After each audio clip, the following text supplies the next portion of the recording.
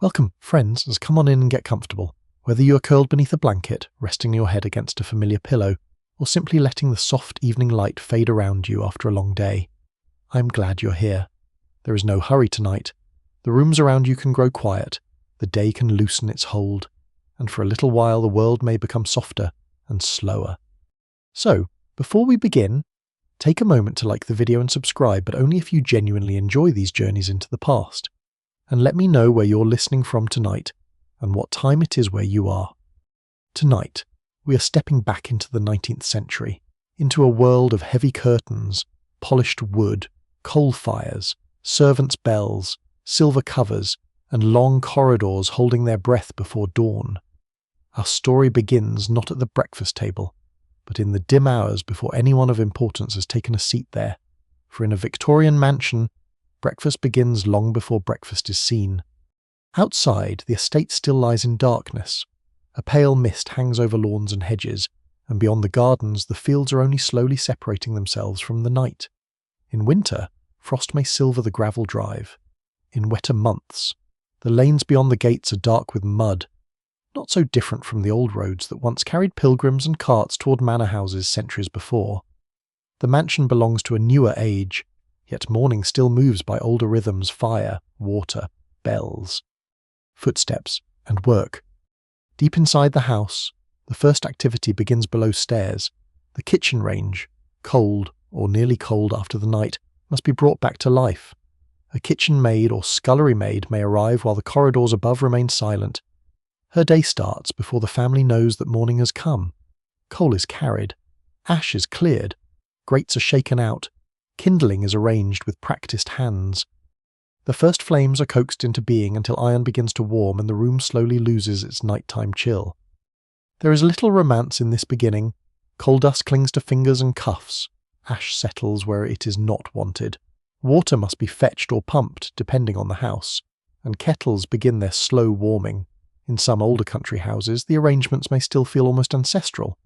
Oak doors swell in damp weather. Stone passages hold cold stubbornly. Worn wooden furniture and soot-dark corners can seem closer to the world of old manor halls than to the modern century outside. No one can quite agree on a single universal hour at which this hidden morning began, because every household had its own habits. A sporting family might rise early, a fashionable household after a late evening might delay breakfast. A household ruled by a strict mistress or elderly relative could follow another rhythm entirely. Surviving manuals describe ideals more readily than reality. Still, in a large mansion, someone must always be awake first.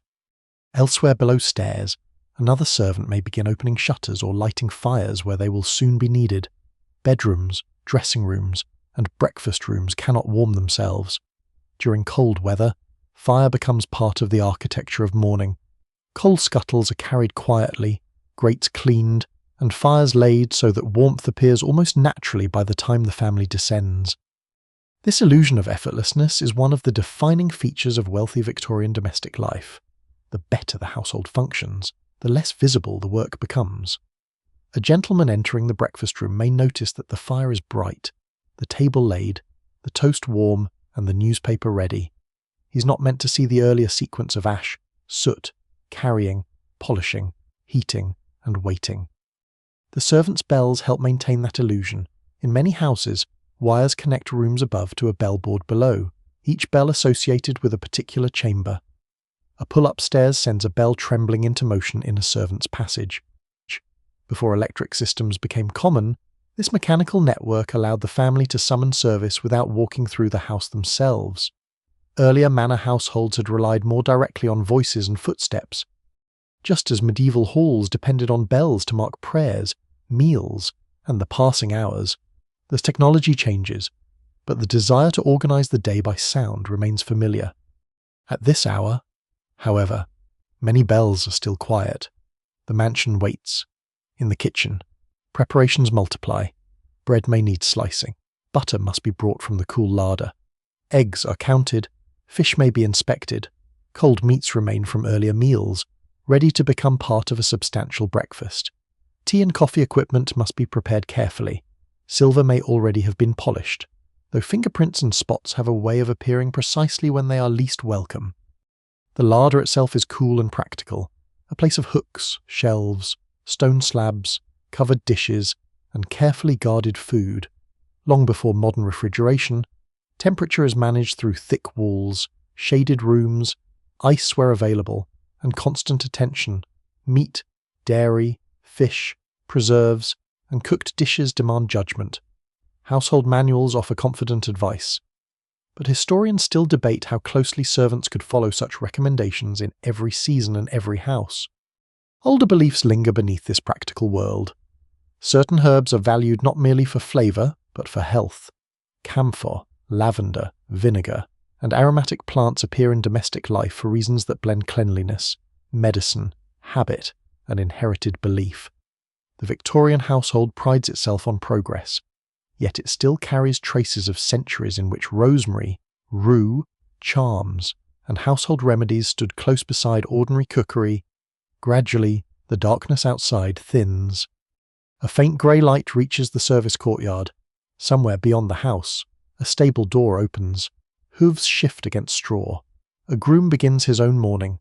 Perhaps a clock sounds from a nearby church tower, its bell passing over bare branches and damp fields before fading into the cold air. Inside, the kitchen fire answers with its own low glow. Nothing has yet appeared on the breakfast table. No family member has entered the room. No newspaper has been opened, no tea poured, no silver lid lifted, yet the meal is already underway, hidden in heat, labour, timing, and quiet preparation. Before the mansion can wake gracefully, many hands must wake before it, and so the first light comes slowly to the windows, while below stairs the household is already moving. As the daylight strengthens beyond the service courtyard, the kitchen begins to lose the stillness of the night. The first servant is no longer working alone. Footsteps arrive along the passage, soft at first and then more frequent, carrying the unmistakable rhythm of a household beginning to assemble below stairs. Doors open, aprons are tied, sleeves are rolled back, coal is lifted, water is carried, knives are checked. And the great iron range becomes the centre around which the morning slowly turns. In a prosperous Victorian mansion, the kitchen range is more than a place for cooking. It is an engine of domestic life. Its heavy iron doors, ovens, hot plates, fireboxes, and boilers demand constant attention. Unlike a modern cooker that can be awakened with a small movement of the hand, the range must be understood almost as a living thing. Its heat rises and falls, its draft changes with weather and chimney conditions. Different parts of its surface grow hotter than others. The cook learns these peculiarities through repetition, experience, and the occasional ruined dish. Coal is fed into the firebox until the heat becomes dependable, too little, and kettles linger stubbornly while pans refuse to reach the proper temperature, too much, and an oven may become fierce enough to scorch bread or dry meat. Damp coal behaves differently from good dry fuel. Strong wind across the roof may alter the chimney draught. Even now, historians continue to debate how precisely large household ranges could be controlled in everyday use, because manufacturers promised remarkable efficiency, while cooks often recorded a rather more complicated reality. The cook, if the mansion employs one of some standing, occupies an important position in this world. She's not merely preparing food with her own hands, she's organising labour. A kitchen maid may scrub vegetables, fetch utensils to slice bread, grind coffee, or clean cookware. A scullery maid takes on the wettest and least admired tasks, washing pans and dishes in a room that is frequently hot, damp, and uncomfortable. Another servant may move constantly between pantry, larder, kitchen, and passage, carrying ingredients or receiving instructions. There is a hierarchy even among those who work before the family wakes. The cook may possess skills that have taken years to acquire. She understands roasting, boiling, frying, baking, sauces, pastry, preserves, soups, fish, game, and the practical management of leftovers. In a grand house she may consult printed cookery books, yet much knowledge is passed from one kitchen to another through observation. Quantities are sometimes judged by sight and touch rather than exact measurement. A handful, a good spoonful, a moderate oven, a brisk fire. Such language assumes the cook already knows what the writer means. This is an old kind of knowledge. Medieval kitchens had also depended upon experienced cooks who judged heat without thermometers. working beside open hearths beneath soot-dark rafters. Victorian technology has changed the arrangement, surrounding fire with iron and adding boilers and ovens, but the cook still listens to flame, watches steam, tests texture, and reads the behaviour of food with practiced senses. Water creates its own morning labour. Hot water is wanted almost everywhere. It is needed for washing, cleaning, cooking, tea, coffee, and sometimes for warming rooms or filling cans carried upstairs. In houses with more advanced plumbing, the burden may be reduced, though never entirely removed. In older country mansions, servants still carry astonishing quantities through narrow passages and up back staircases. A large copper boiler may already be warming. Kettles sit near the hottest part of the range. Steam begins to gather faintly against cool surfaces. On winter mornings, the contrast between heat and cold can be severe. A servant standing close to the fire feels her face warming while the stone floor remains bitter beneath her shoes. The scullery is usually less comfortable still. Here, pots blackened by use are scrubbed with sand, soda, cloths, brushes, or other abrasive materials. Grease must be removed. Copper vessels require particular attention if they are to remain respectable. Some households pride themselves on shining pans that reflect the firelight, though this polished appearance represents hours of repeated rubbing. Domestic advice books are full of methods for removing stains, cleaning metal, whitening cloth, and defeating unpleasant smells. Vinegar, salt, lemon, whiting, brick dust, soda, and various prepared compounds all find their way into servants' routines. Some remedies are sensible, others are less convincing. Those who recorded household practice never fully agreed on which methods worked best. And servants themselves undoubtedly developed preferences that did not always match the printed instructions upstairs. By now, the range has become hot enough for serious cooking. A pan is placed over the fire, bacon may begin to hiss gently, ham waits to be sliced. Kidneys, if they are wanted, require careful preparation. Fish must be handled with equal attention, especially if kippers, haddock, or another strongly flavoured choice is expected. Eggs seem simple, yet a household may want them boiled, fried, poached, scrambled, or prepared in some more elaborate fashion. Timing matters because breakfast is expected to appear fresh without looking hurried. The family may not descend together. One person might appear at 8:30, another at 9, and a guest still later. In some houses, breakfast is arranged so that dishes remain available over an extended period. This creates a quiet difficulty for servants. Hot food must somehow remain appealing, while accommodating the irregular habits of people who do not need to worry about the kitchen. Warming dishes become important. Metal covers hold heat, plates may be warmed, toast racks keep slices separated so that steam does not soften them too quickly, although perfectly crisp toast remains a challenge. Toast standing upright in a silver rack may look elegant, but it cools rapidly in a cold dining room. Even Victorian luxury cannot entirely defeat the laws of temperature. The cook must also coordinate with the butler or footman responsible for the dining room. The kitchen does not exist separately from the rest of the household. A delay below stairs becomes visible above. If the coffee is late, if the eggs have hardened, if a fish dish arrives lukewarm, someone may notice. Yet little praise follows when everything goes correctly. That is perhaps the quietest custom of domestic service success, often means becoming invisible. As the morning grows brighter, the service passages fill with warmer air and faint cooking smells. The scent of coal smoke mingles with coffee, toasted bread, bacon, hot metal, and soap. Somewhere above, another fire is being laid behind a polished grate. Curtains are drawn apart. A maid crosses a bedroom carrying hot water. Beyond the windows, mist lifts slowly from the lawns, and bare branches move in the morning wind. Farther away, a church bell marks the hour. Down below, nobody stops to listen for long. There are pans to move, fires to feed, knives to wipe, water to heat, and another basket of coal waiting beside the range. By the time the household above begins to think about breakfast, much of the hardest work has already been done, hidden behind a green baize door and the steady glow of iron warmed by fire. Beyond the heat of the range, the Victorian kitchen reveals itself as a whole landscape of work. It is not a single room so much as a small domestic world hidden beneath the polished life upstairs. Doors lead from one task to another. The kitchen connects with the scullery, pantry, larder, servants' passages, storerooms, perhaps a bakehouse, perhaps a still room, and sometimes separate spaces for meat, dairy, or pastry in the largest houses. The arrangement can feel almost like a little village built indoors, each room with its own purpose, its own smells, its own rules, and its own people moving through it at different hours of the day. The main kitchen itself is usually practical rather than beautiful. Walls may be tiled or whitewashed so they can be cleaned. Floors are stone, brick, or hard tile, chosen because they can survive water, grease, heavy boots, falling pans, and decades of use. Along the walls stand dressers loaded with plates, bowls, jugs, and cooking vessels. Hooks hold ladles, strainers, spoons, and skimmers.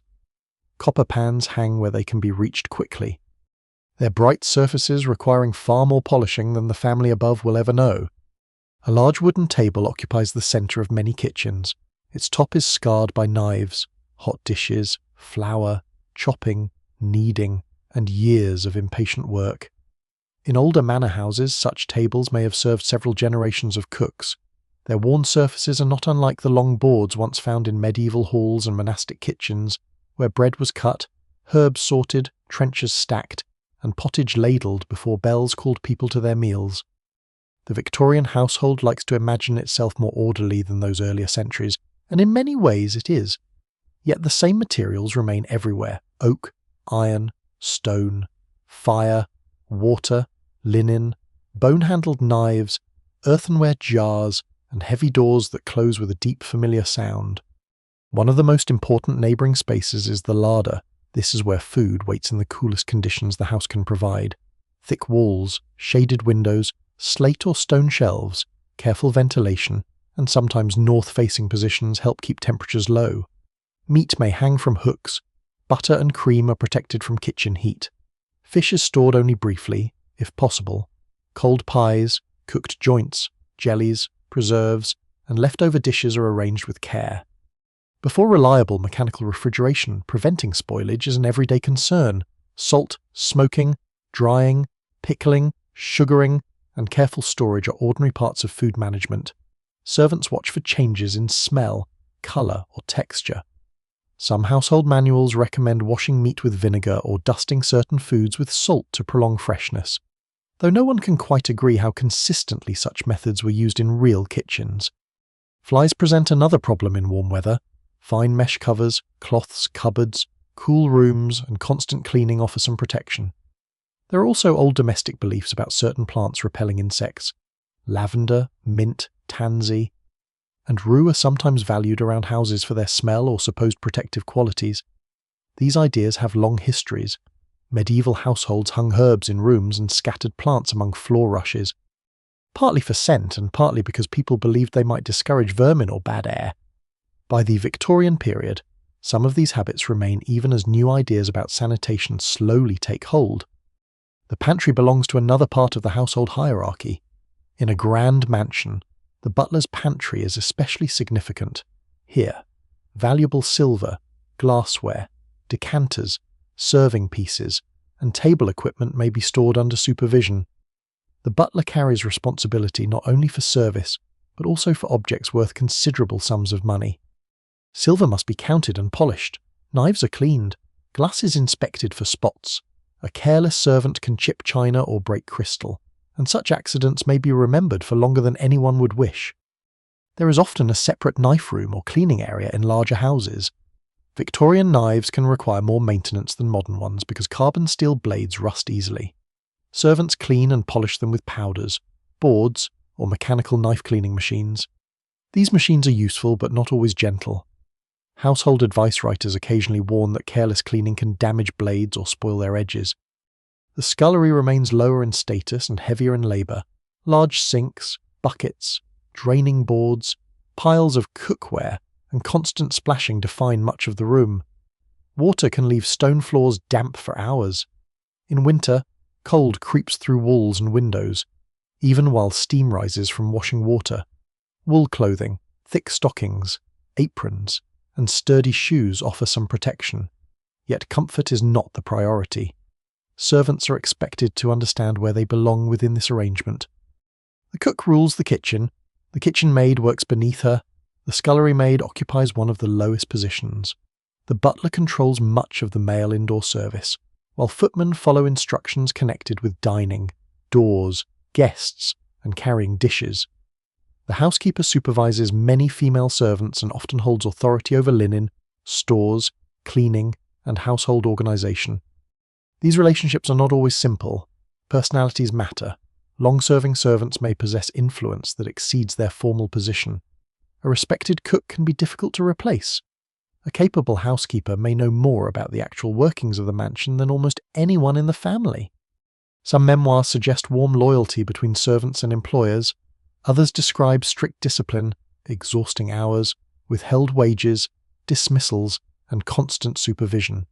Historians continue to debate how typical either picture really was, because surviving accounts often come from unusual households or from people with strong reasons to remember the past in a particular way. On the kitchen wall, a bellboard may hang like a strange mechanical map of the mansion above. Small labels identify rooms: drawing room, morning room, library, dressing room, bedroom, nursery.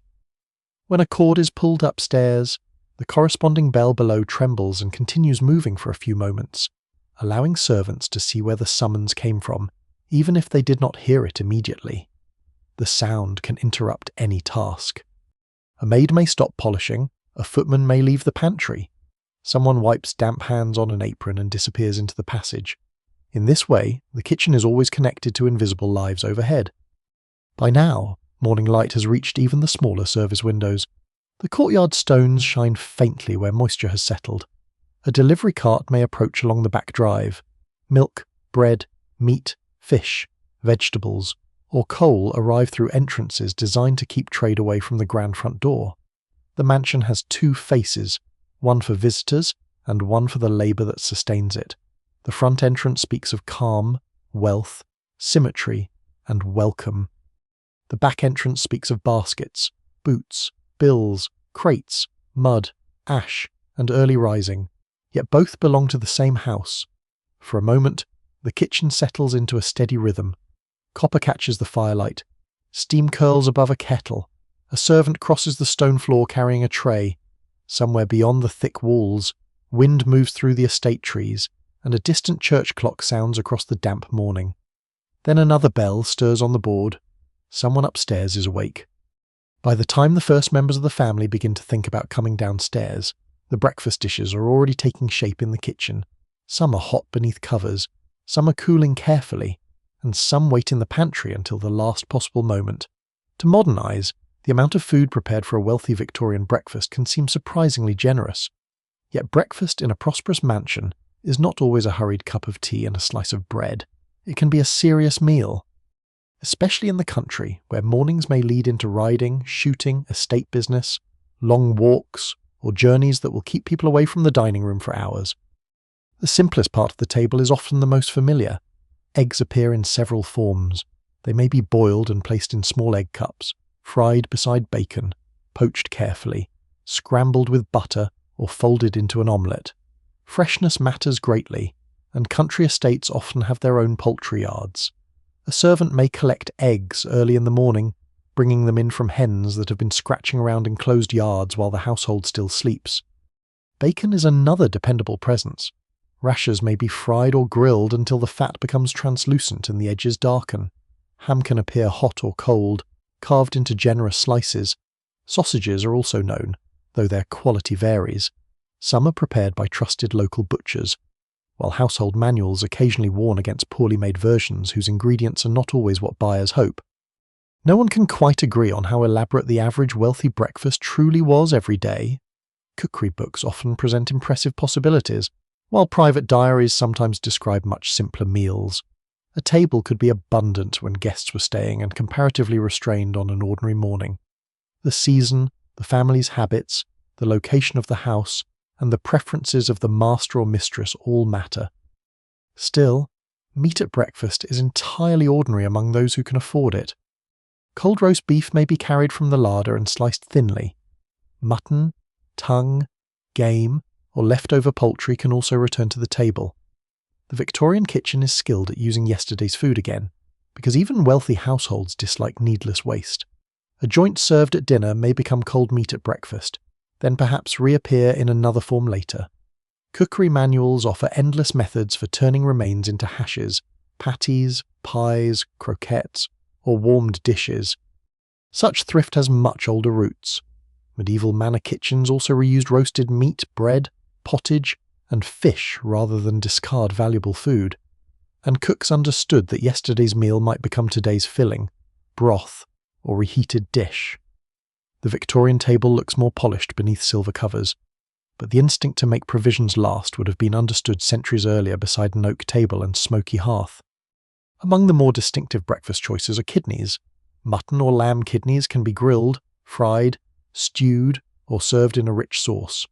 Devilled kidneys become especially associated with substantial 19th-century breakfasts. The word devilled does not imply anything particularly mysterious.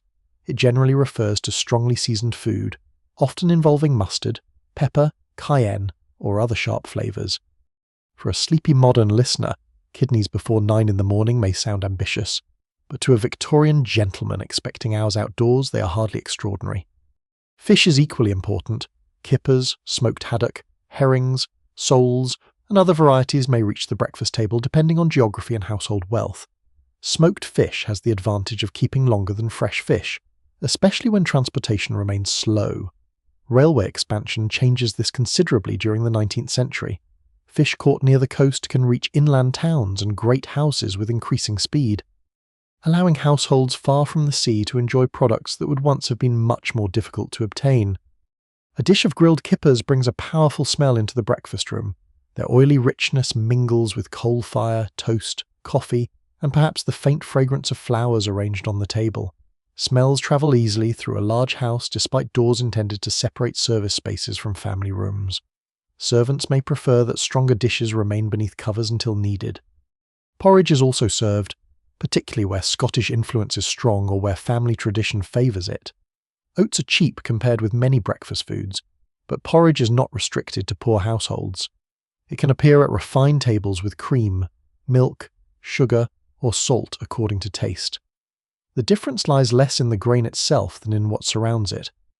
Bread is constant. Toast, rolls, muffins, crumpets, or freshly cut loaves provide something against which richer dishes can be balanced. Butter sits nearby, perhaps moulded attractively rather than simply placed in a rough lump. Preserves wait in glass or ceramic containers. Marmalade offers its bitter sweetness. Jam made from strawberries, raspberries, currants, plums, or other fruits brings summer into a winter room. In country houses, some preserves may have been made on the estate itself during months of abundance. Fruit from kitchen gardens is boiled with sugar and sealed for later use. This work often falls under the supervision of the housekeeper or cook, and in some estates the stillroom becomes a centre for making preserves, cordials, flavoured waters, and household remedies. The border between food and medicine remains surprisingly thin. Ginger might be valued for digestion. Mint could settle the stomach. Warm milk, honey, lemon, and various herbal preparations belong as naturally to domestic advice as mustard and marmalade. Some families keep recipes for tonics or restorative drinks whose usefulness modern medicine would view with caution. Those who recorded such remedies rarely agreed completely on their effects.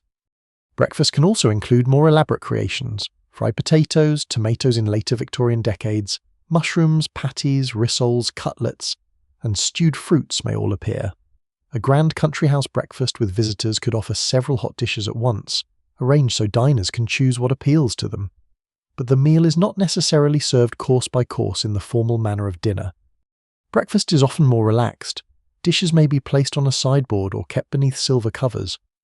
Gentlemen and ladies can help themselves or be assisted by servants. This creates an appearance of informality while still depending upon careful preparation behind the scenes. And so, the table begins to fill. A dish of eggs waits beside bacon. Smoked fish rests beneath another cover. Toast stands upright in its rack. Cold ham is ready for carving. Marmalade catches the pale morning light through its glass container. A pot of porridge releases a final curl of steam. Outside, mist still clings to the lower fields. A rook calls from somewhere beyond the garden walls. The wind presses lightly against the windows, while the dining room fire burns steadily behind its grate. For the family about to descend the stairs, breakfast will seem calm and abundant. For the servants below, it is the visible result of a morning already several hours old. Near the centre of the breakfast table, where steam rises softly above polished silver and porcelain, the morning drinks carry their own quiet importance. Tea, coffee, cocoa, and chocolate are not merely warm accompaniments to food.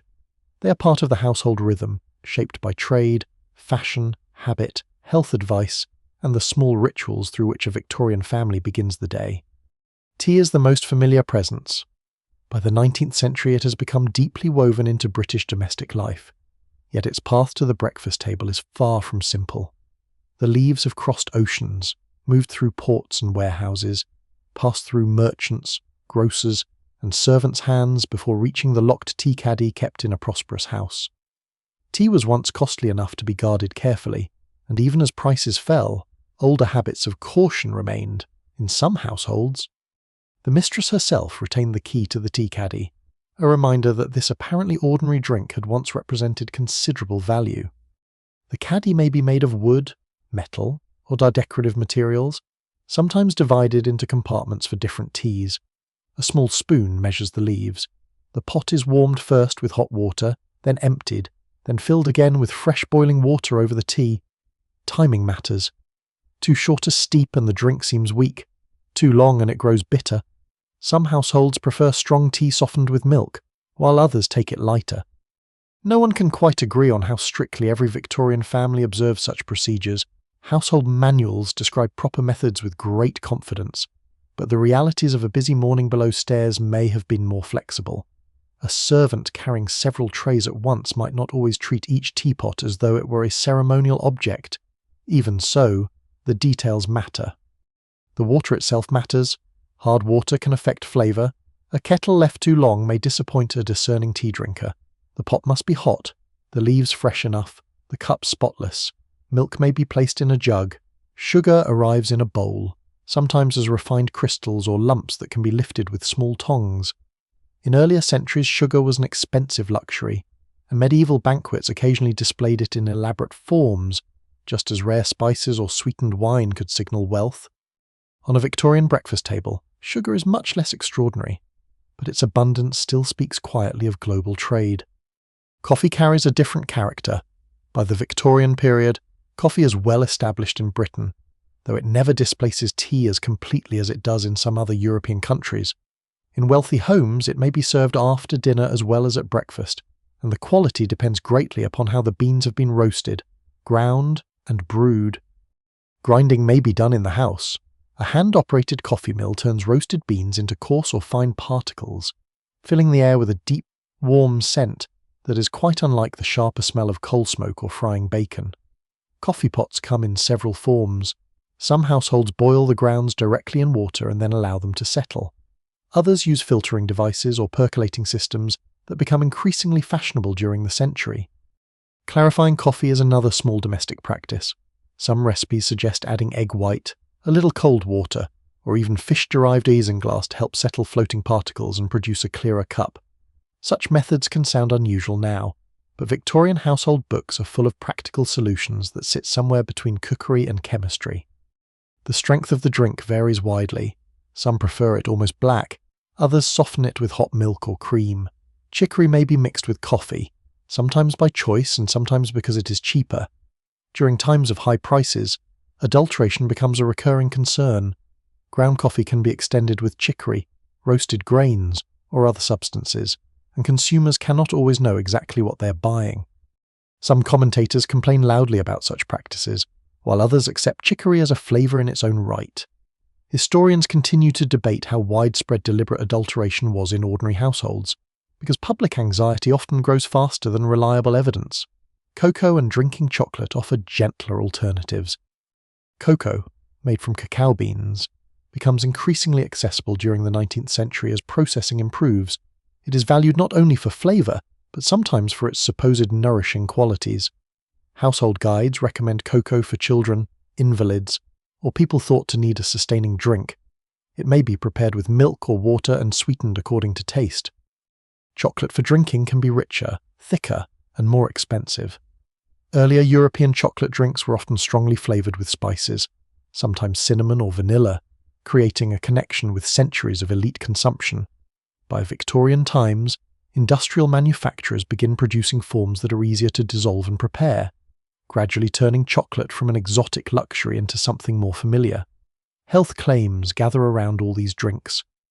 Tea is sometimes praised for refreshing the mind, and sometimes blamed for weak nerves, poor digestion, or excessive stimulation. Coffee is described by some as strengthening and by others as unsuitable for delicate constitutions. Cocoa is often presented as wholesome and restorative. Domestic medicine remains full of such contradictions. A warm drink might be recommended for fatigue in one manual and discouraged in another. This uncertainty is not unusual. Victorian homes stand at a curious point between inherited remedies and emerging scientific medicine. The same household might keep a modern thermometer in one room and a bottle of traditional herbal cordial in another, peppermint water, ginger preparations, chamomile, and other old remedies remain familiar. Much as herbs had once been dried in monastery gardens and manor still rooms centuries before, the breakfast drinks also reveal how far the mansion reaches beyond its own walls. Tea connects the table to plantations in Asia. Coffee links it to tropical growing regions across Africa, the Americas, and Asia. Cocoa points toward the Caribbean, West Africa, and Latin America. Sugar carries its own long and often troubling history through colonial economies and plantation labour. A peaceful cup placed beside buttered toast may therefore contain a history far larger than the quiet room in which it is consumed. Yet the family at breakfast may give little thought to these distant origins. A servant enters carrying a fresh pot. Steam curls around the lid. Cups are filled. Silver teaspoons touch porcelain with a faint sound. Someone adds milk. Someone else takes sugar. The newspaper rustles softly nearby. Outside, the morning mist has begun to lift from the lawns, and thin sunlight reaches through bare branches toward the windows. Far away, perhaps from the village church beyond the estate, a bell marks another hour. Its sound travels over wet fields and hedges before fading into the air. Inside, the drinks remain warm for only a little while. The cook knows this. The footman knows it. The maid carrying a pot through the passage knows it better than anyone. Tea left standing grows strong. Coffee cools.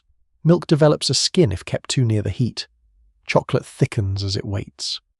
So the service continues quietly, pot after pot, cup after cup, while the household settles into the gentle, fragrant beginning of its day.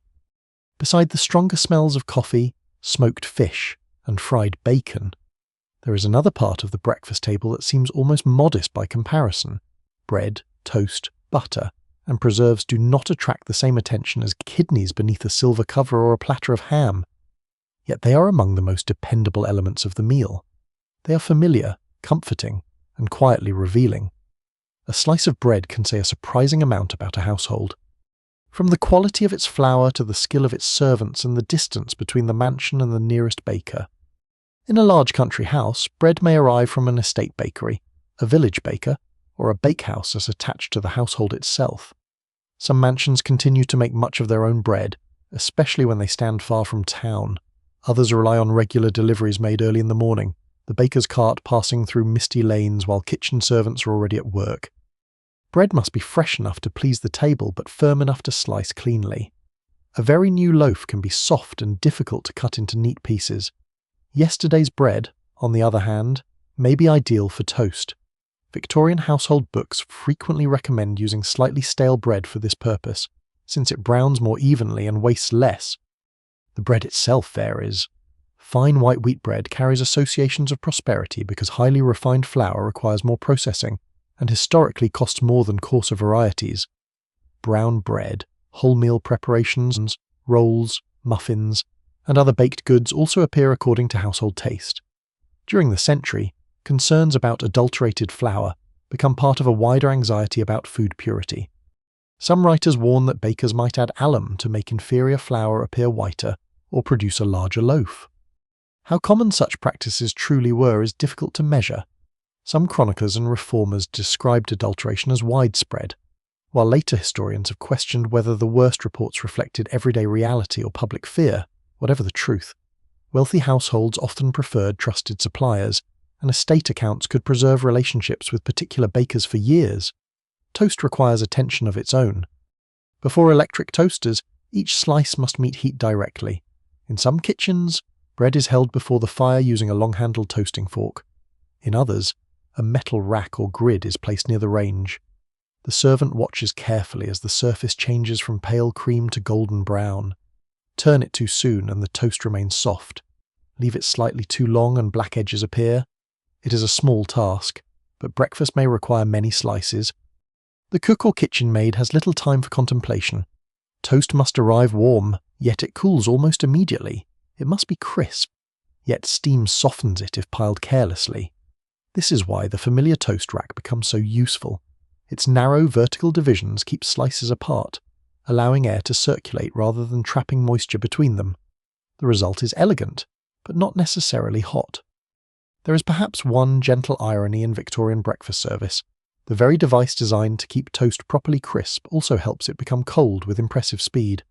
A family with servants, coal fires, silver dishes, and imported tea still cannot persuade a piece of toasted bread to remain warm indefinitely. Butter makes the cooling slice more forgiving.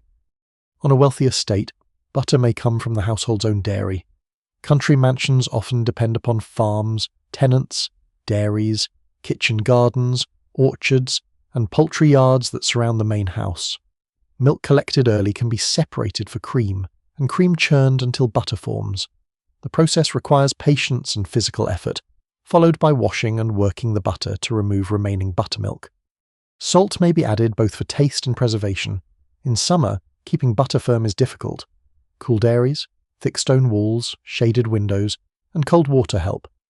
Some estates have specially designed dairy rooms with marble or slate surfaces that remain cooler than ordinary interiors. Old beliefs sometimes surround butter making. Rural traditions can blame poor churning on thunderstorms, bad luck, malicious neighbours, or even witchcraft, customs with roots reaching far beyond the Victorian period.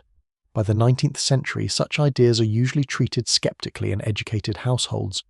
But country folklore does not vanish simply because science advances. In some villages, charms, horseshoes, herbs, or ritual habits still linger around dairies and farm work. No one can quite agree how seriously these beliefs were taken. A custom may survive long after belief in its original meaning has faded. At the breakfast table, however, the butter appears transformed from farm labour into something decorative. It may be shaped with wooden butter pats, pressed into moulds, or arranged in neat curls. Decorative moulds can leave patterns of flowers, leaves, animals, or geometric designs on the surface. Such details are unnecessary to taste, but Victorian domestic culture often gives great value to presentation. Beside the butter stand the preserves. Jam allows the summer garden to survive into colder months. Strawberries, raspberries, gooseberries, currants, plums, damsons, cherries, and other fruits can be boiled with large quantities of sugar and sealed in jars. The kitchen at preserving time becomes a place of steam, stained spoons, bubbling pans, and intense sweetness. Fruit that might otherwise spoil within days can be kept for months. The making of preserves belongs to an older tradition shared with medieval manor houses and monasteries, although sugar had once been too expensive for ordinary use. Earlier households relied heavily on honey, drying, pickling, and preserving fruit in syrups when they could afford the ingredients. By the Victorian period, sugar is available on a vastly larger scale, and jam becomes increasingly common across social classes. Marmalade occupies a special place. The familiar orange variety offers sweetness sharpened by bitterness from citrus peel. Some households buy it commercially, while others make it at home. Seville oranges are particularly prized for their strong flavour and naturally high pectin content. Jars may be prepared in quantity during the citrus season, their amber contents later spooned onto toast during dark winter mornings. Honey may appear too, especially on country estates where bees are kept nearby. Beekeeping has deep rural roots, and the old straw skep, though gradually replaced by more practical hive designs, still appears in 19th-century landscapes. Honey has long been valued both as food and as remedy. Mixed with warm water, herbs, or lemon, it is recommended for sore throats and coughs, an echo of the household medicine used for centuries. Other preserves might include fruit jellies, quince paste, curds, or compotes. The exact selection changes with season and household preference. A well-stocked pantry can contain rows of labelled jars, each one holding something of the previous summer. Behind their neat appearance lies a fear familiar to every cook's spoilage. Jars must be clean, fruit must be sound, sugar proportions matter, mould is watched for carefully. Victorian preservers do not understand microorganisms as completely as later generations will, but practical experience teaches them many effective habits. Scalding containers, boiling fruit thoroughly, sealing surfaces, and storing jars in cool dry spaces all improve the chances of success. In the breakfast room, none of that labour is visible. A spoon slips into raspberry jam.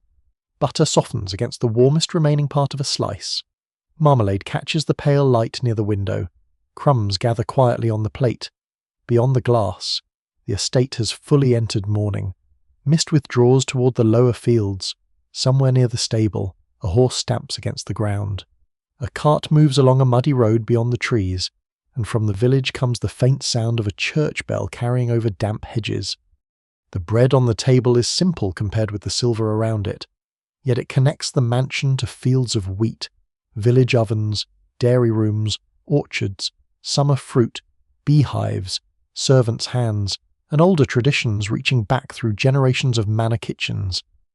And perhaps that is why it remains there morning after morning ordinary, dependable, and quietly at the heart of breakfast. Among the covered dishes waiting on the Victorian breakfast table, some carry histories that reach far beyond the estate gates.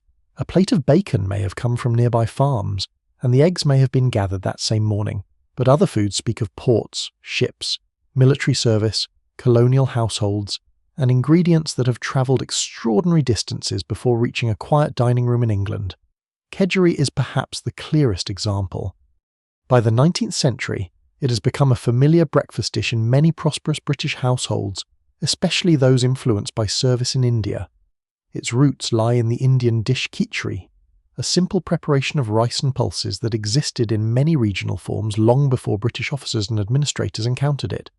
As recipes passed into Anglo-Indian kitchens and then back to Britain, the dish changed. Lentils often disappeared, smoked or cooked fish became prominent. Hard-boiled eggs were added, butter, cream, parsley, and mild spices could soften the flavour into something suited to British tastes. No one can quite agree on exactly when the familiar Victorian version of kedgeree took its final form. Recipes evolved slowly, and household cooks often altered them without recording every change. What survives in printed cookery books is only part of the story.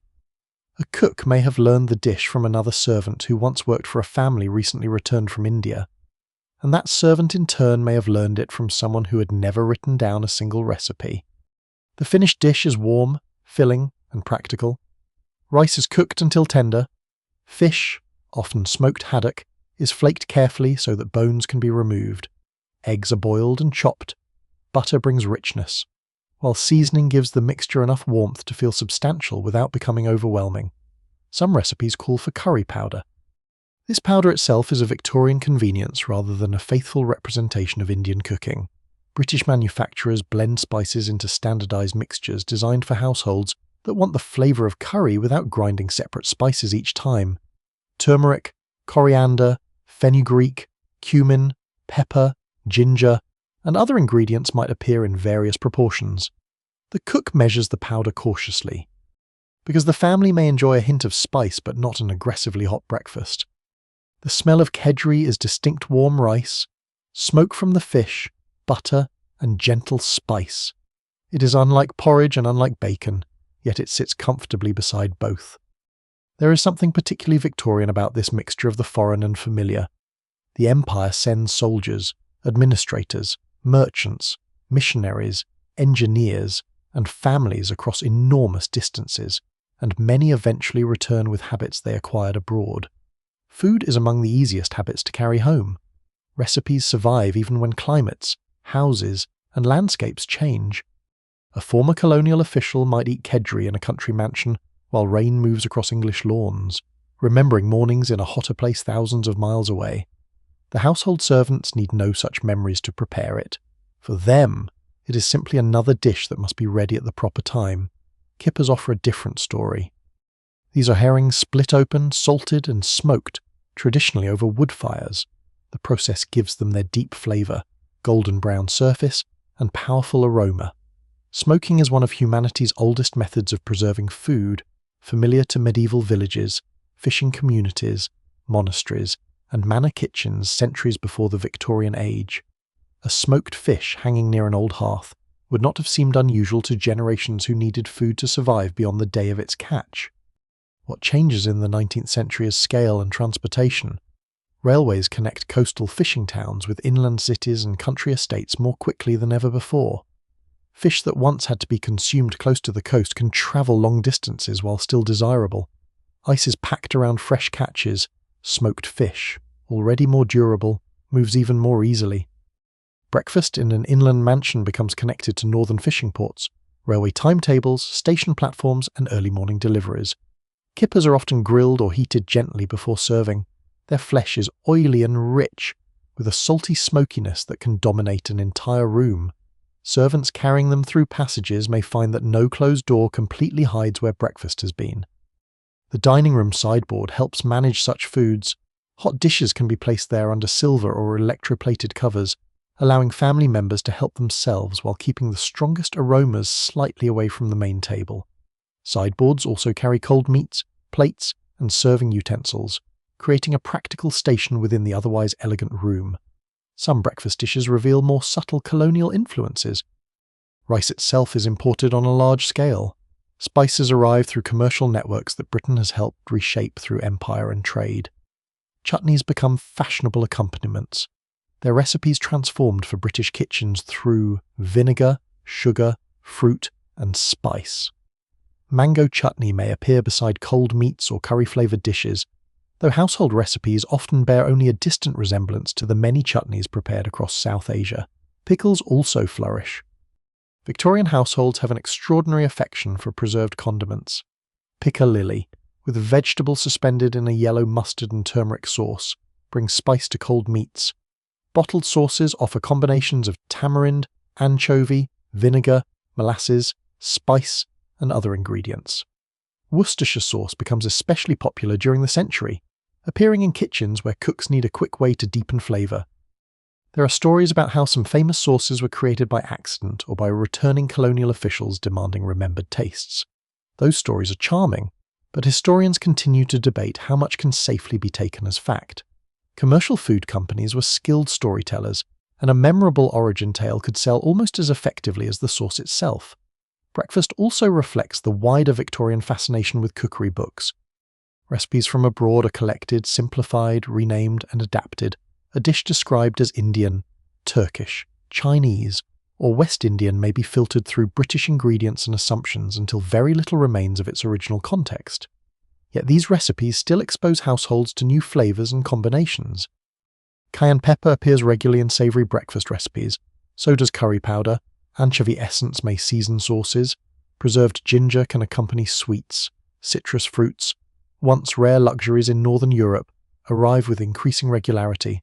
Even pepper, which had been a costly medieval spice traded across immense distances, has become ordinary enough to sit within easy reach of the cook. The mansion therefore contains fragments of a much larger world. Below stairs, however, this global history is reduced to practical questions. Has the rice been cooked enough? Has every bone been removed from the fish? Is the kipper too dry?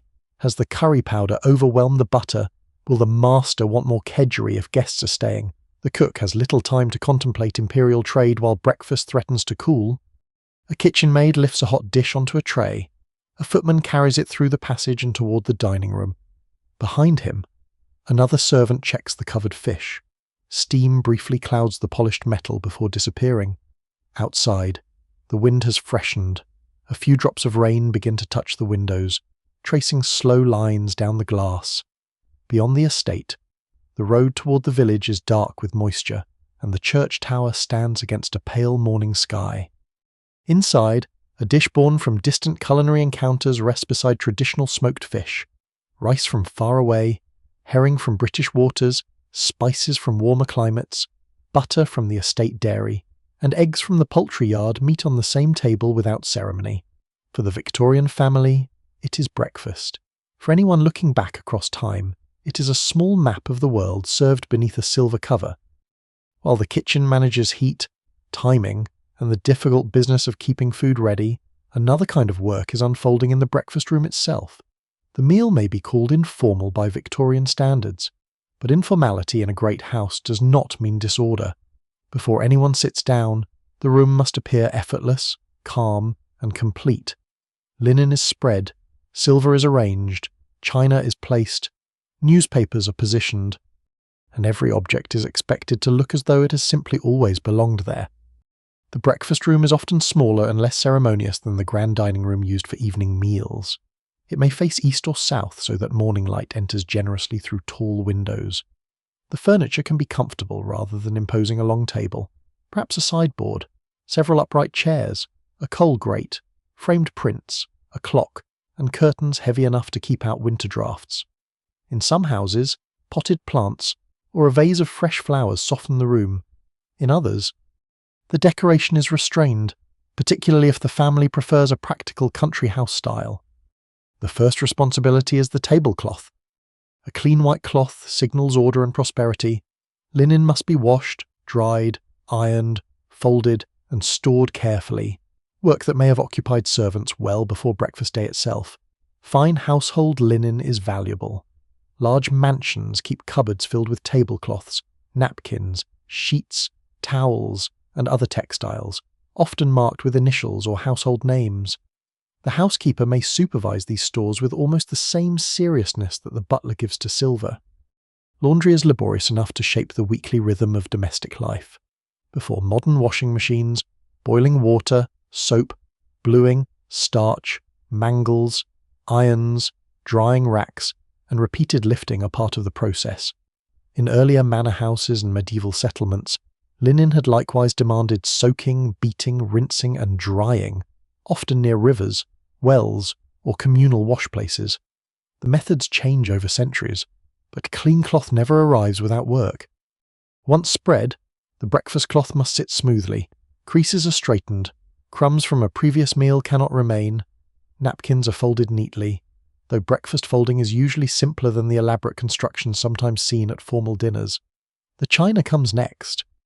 By the Victorian period, fine ceramics are no longer limited to the wealthiest aristocrats, though grand households often own several services for different occasions. Cups and saucers, breakfast plates, egg cups, bowls, serving dishes, cream jugs, sugar bowls, preserve pots, and small plates for toast may all be part of the arrangement. Patterns vary from restrained white and gold to richly painted flowers, landscapes, or coloured borders. Matching china is desirable, but not every mansion maintains perfect uniformity.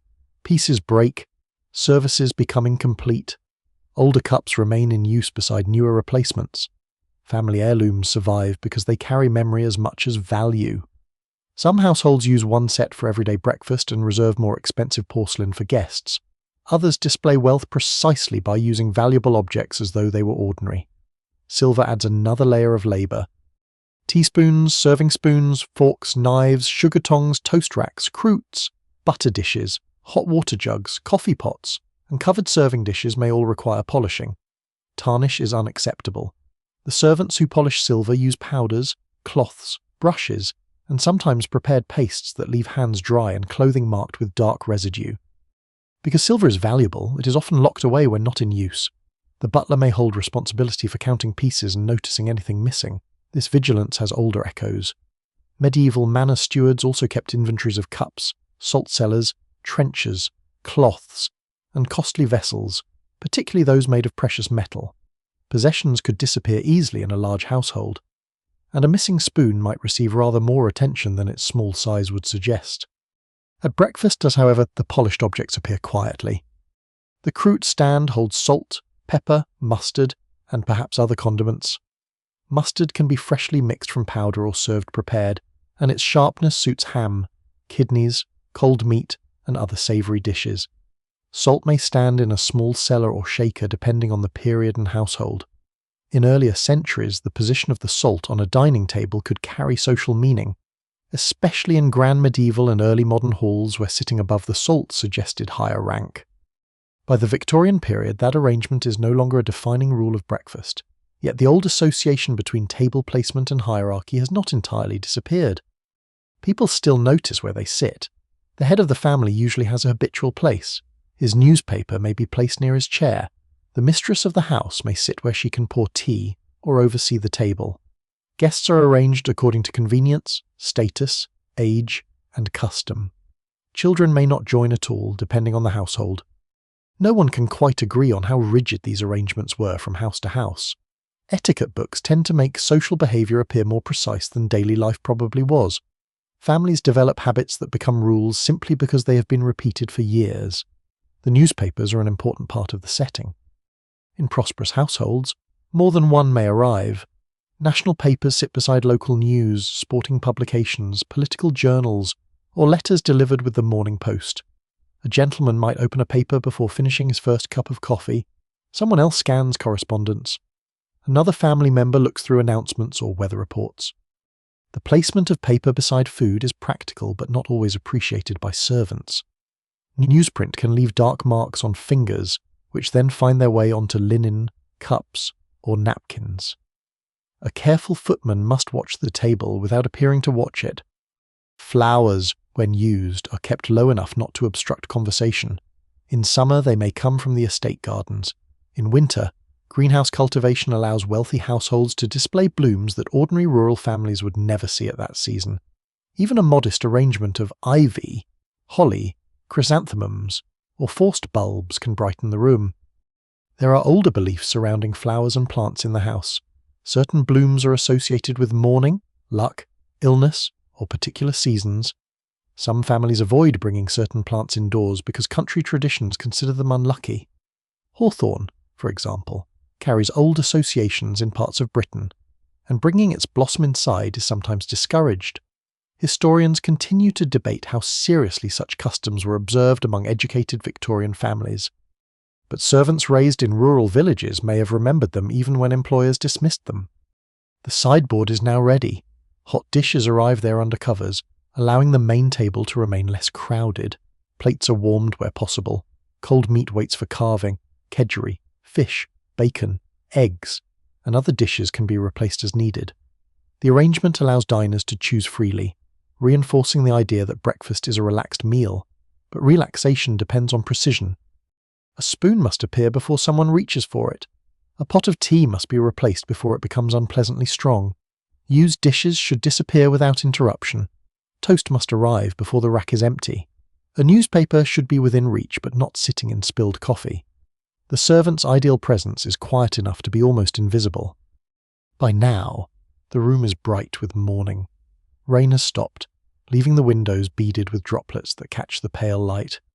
Beyond them, the gravel drive glistens, and farther away the wet fields stretch toward a line of dark trees. A church bell sounds faintly from the village, softened by distance and damp air. Inside, the fire gives a low, steady warmth. The white cloth lies smooth. Silver catches the light. Cups wait in their saucers. Marmalade glows amber in glass. Newspapers rest folded beside familiar chairs. The table is no longer simply furniture. It has become a small stage on which the household will perform one of its most ordinary rituals. And because the work has been done well, almost none of that work can be seen. Upstairs, while the breakfast room waits in polished readiness, the family is only beginning to emerge from the private rituals of morning. Before anyone appears at the table, there is dressing to be done, hair to be arranged, faces and hands to be washed, fires to be stirred, curtains to be opened, and clothes to be chosen according to weather, season, rank, age, and whatever the day is expected to bring. A Victorian mansion may look peaceful from the outside, but the bedrooms above the principal staircase are already active. A maid enters quietly carrying hot water. Another may bring coal for the grate. A jug is placed beside a wash basin. Towels are laid out. Curtains are drawn apart so that the pale morning can enter. In winter, the room may still be very cold despite the fire. Thick walls hold dampness. Window glass chills the air. And the distance between bed and hearth can feel surprisingly wide on a frosty morning. The wealthy certainly live with more comfort than most Victorians. But central heating is not yet common in the way later generations will understand it. Warmth depends heavily on fireplaces, coal, heavy curtains, carpets, and layers of clothing. A bedroom fire may have been lit before the occupant wakes, though this requires servants to move quietly through sleeping rooms while the house is still dim. The bed itself is often substantial, with a deep mattress, blankets, sheets, perhaps a quilt, and in colder rooms heavy curtains around the frame. Wool blankets remain important, just as they had in medieval manor houses where warmth depended upon fire, fabric, and proximity to other bodies rather than hidden pipes behind walls. The furniture has changed, but winter still enters through glass and stone with great patience. Morning washing is usually more thorough than the popular stereotype of Victorian uncleanliness suggests, though it is not always a full bath. A basin wash of the face, neck, hands, arms, and other areas can be part of the daily routine. Hot or cold water is poured from a jug into a ceramic basin, and soap, cloths, brushes, combs, and towels are arranged nearby. Full bathing varies from person to person and household to household. No one can quite agree how often wealthy Victorians took complete baths because diaries, advice manuals, plumbing records, and memoirs offer very different pictures. Some households install elaborate bathrooms with piped water relatively early. Others continue using portable baths filled and emptied by servants. What is certain is that bathing, especially with hot water, requires far more labour than simply turning a modern tap. A portable hip bath or larger tub may be carried into a dressing room or bedroom. Hot water arrives in heavy cans. Cold water follows to make the temperature bearable. Afterward, everything must be removed again. Such effort naturally means that a quick basin wash remains convenient on an ordinary morning. Ideas about health also influence washing. Cold water is sometimes praised for strengthening the constitution, stimulating circulation, and encouraging discipline. Some men take pride in cold morning washes even during winter. Others prefer warmth whenever servants can provide it. Victorian medical advice is wonderfully inconsistent on the subject. Some physicians recommend brisk cold bathing. Others warn that delicate people should avoid sudden chills.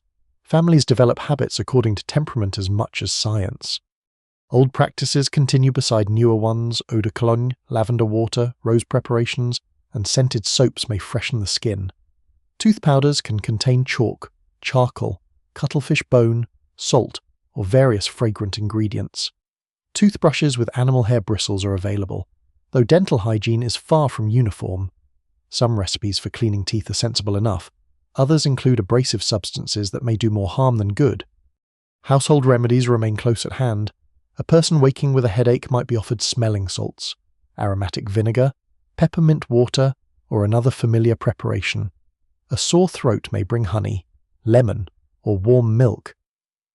Some chroniclers claim that certain tonics could strengthen almost every organ of the body, though even contemporary doctors often disagreed over such enthusiastic promises.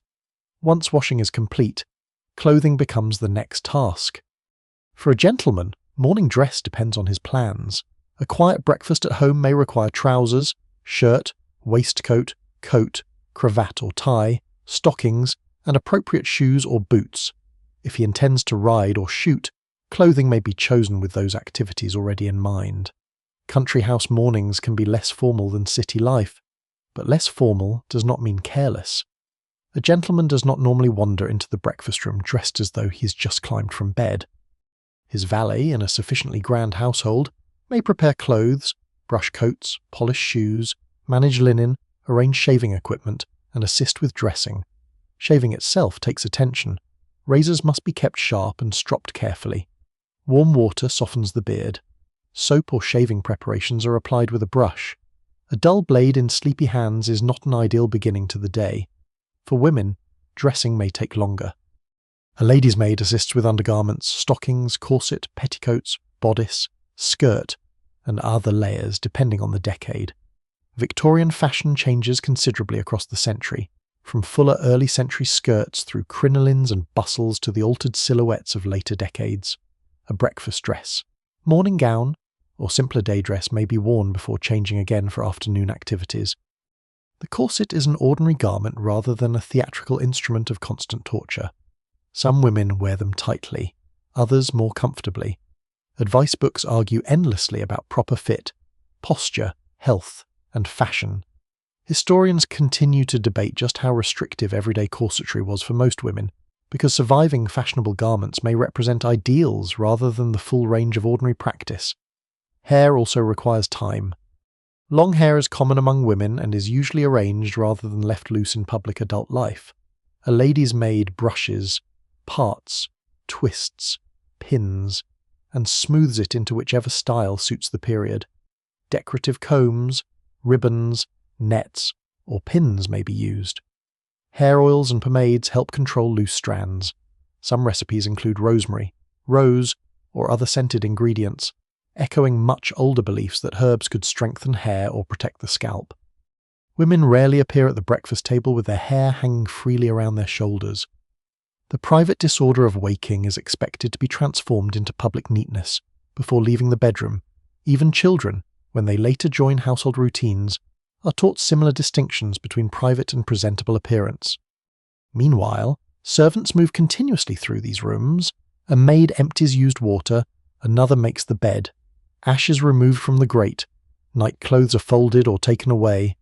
Chamber pots must be emptied and cleaned, one of the less graceful realities behind the elegant morning. Before modern plumbing reaches every room, such vessels remain ordinary household objects regardless of wealth. They are usually ceramic, sometimes decorated with flowers or patterns so cheerful that their purpose seems almost disguised. By the time dressing is complete, the bedrooms have changed character. The beds are open to air or neatly made. Curtains stand wide. A small fire glows. Brushes and combs return to their places. Damp towels disappear into servants' hands. Outside, the clouds are thinning. Sunlight briefly touches the wet roof of a stable building and gleams along the gravel path. Somewhere in the distance a cart rattles toward the village, its wheels passing through the same muddy lanes that generations of farmers, merchants, pilgrims, and servants had travelled long before the mansion reached its Victorian form. Inside, a door opens on the upper landing. Footsteps approach the staircase. The family is finally ready to descend, dressed, washed, combed, buttoned, and quietly restored to the polished appearance expected of people whose breakfast has already been waiting for them. The first person to enter the breakfast room may do so without ceremony. There is no procession, no formal announcement, and usually no need for the elaborate social choreography expected at dinner. Breakfast in a Victorian mansion is one of the few principal meals that can feel almost private, even when several guests are staying in the house. The fire is already burning, newspapers are waiting, tea and coffee are hot. A servant stands nearby or moves quietly between table and sideboard. The room feels prepared for conversation, but not dependent upon it. Who comes down first depends entirely on the household. In some families, the master of the house appears early, especially if he intends to ride across the estate, inspect farms, attend to tenants, or spend the morning shooting. In others, the mistress arrives first and begins pouring tea while letters are placed near her plate. Older relatives may keep remarkably regular hours, descending at almost exactly the same time each morning. Younger guests, particularly after a late dinner or dance, may appear much later. No one can quite agree on how informal breakfast truly was in the wealthiest Victorian homes. Etiquette manuals describe a relaxed meal, yet relaxed remains a relative word in a society deeply attentive to dress, rank, gender, and manners.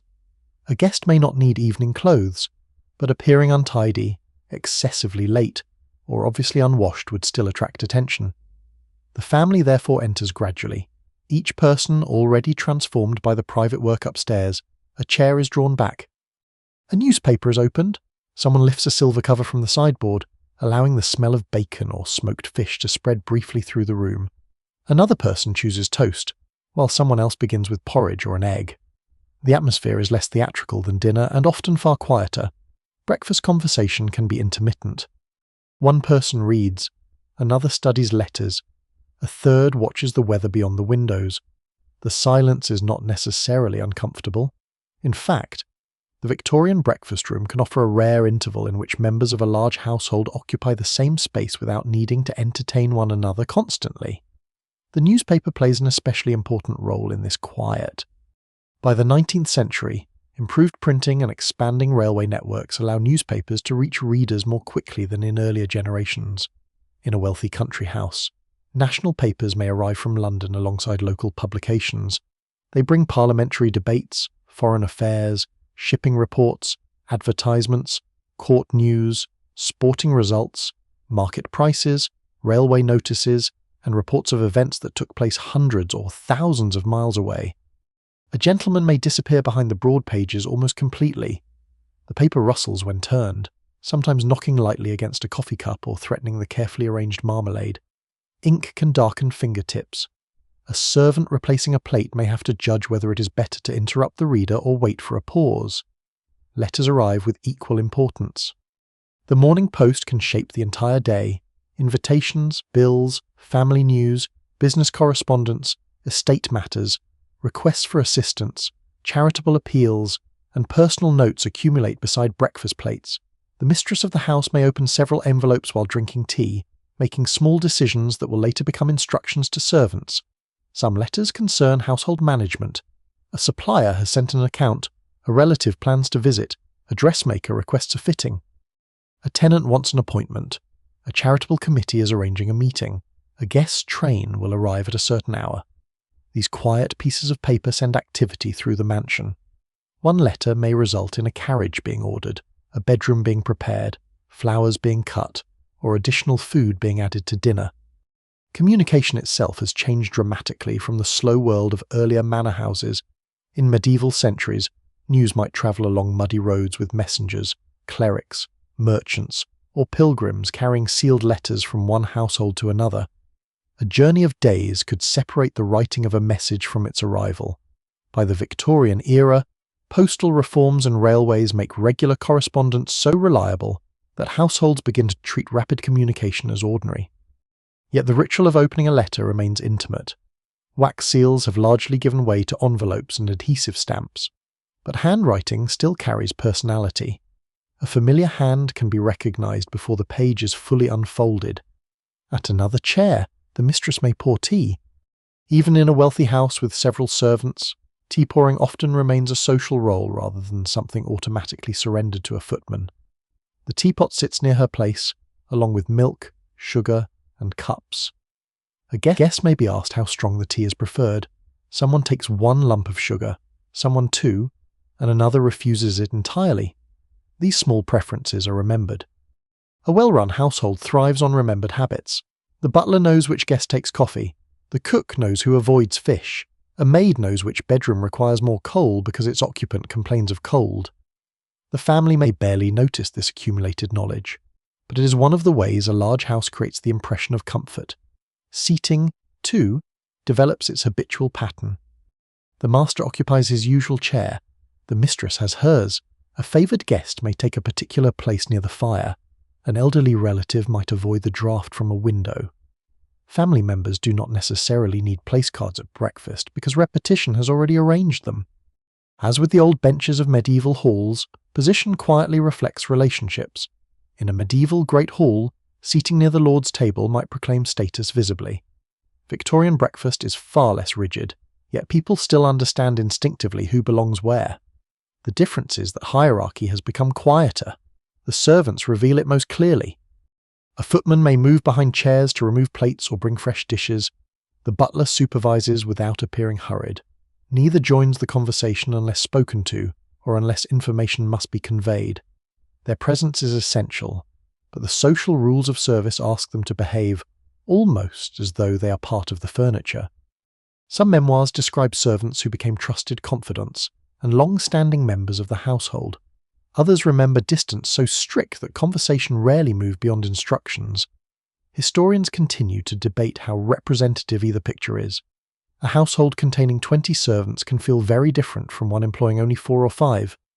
Breakfast may also be the moment when plans for the day quietly become visible. If the weather is fine, gentlemen may discuss riding or shooting. Ladies might have calls to make, letters to answer, children to supervise, charitable work, household business, or visits planned.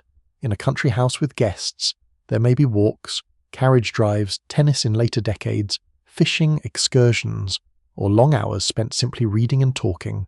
The weather matters greatly. A glance through the window can determine whether outdoor plans survive the morning. Rain has softened the lawns and darkened the trunks of the trees.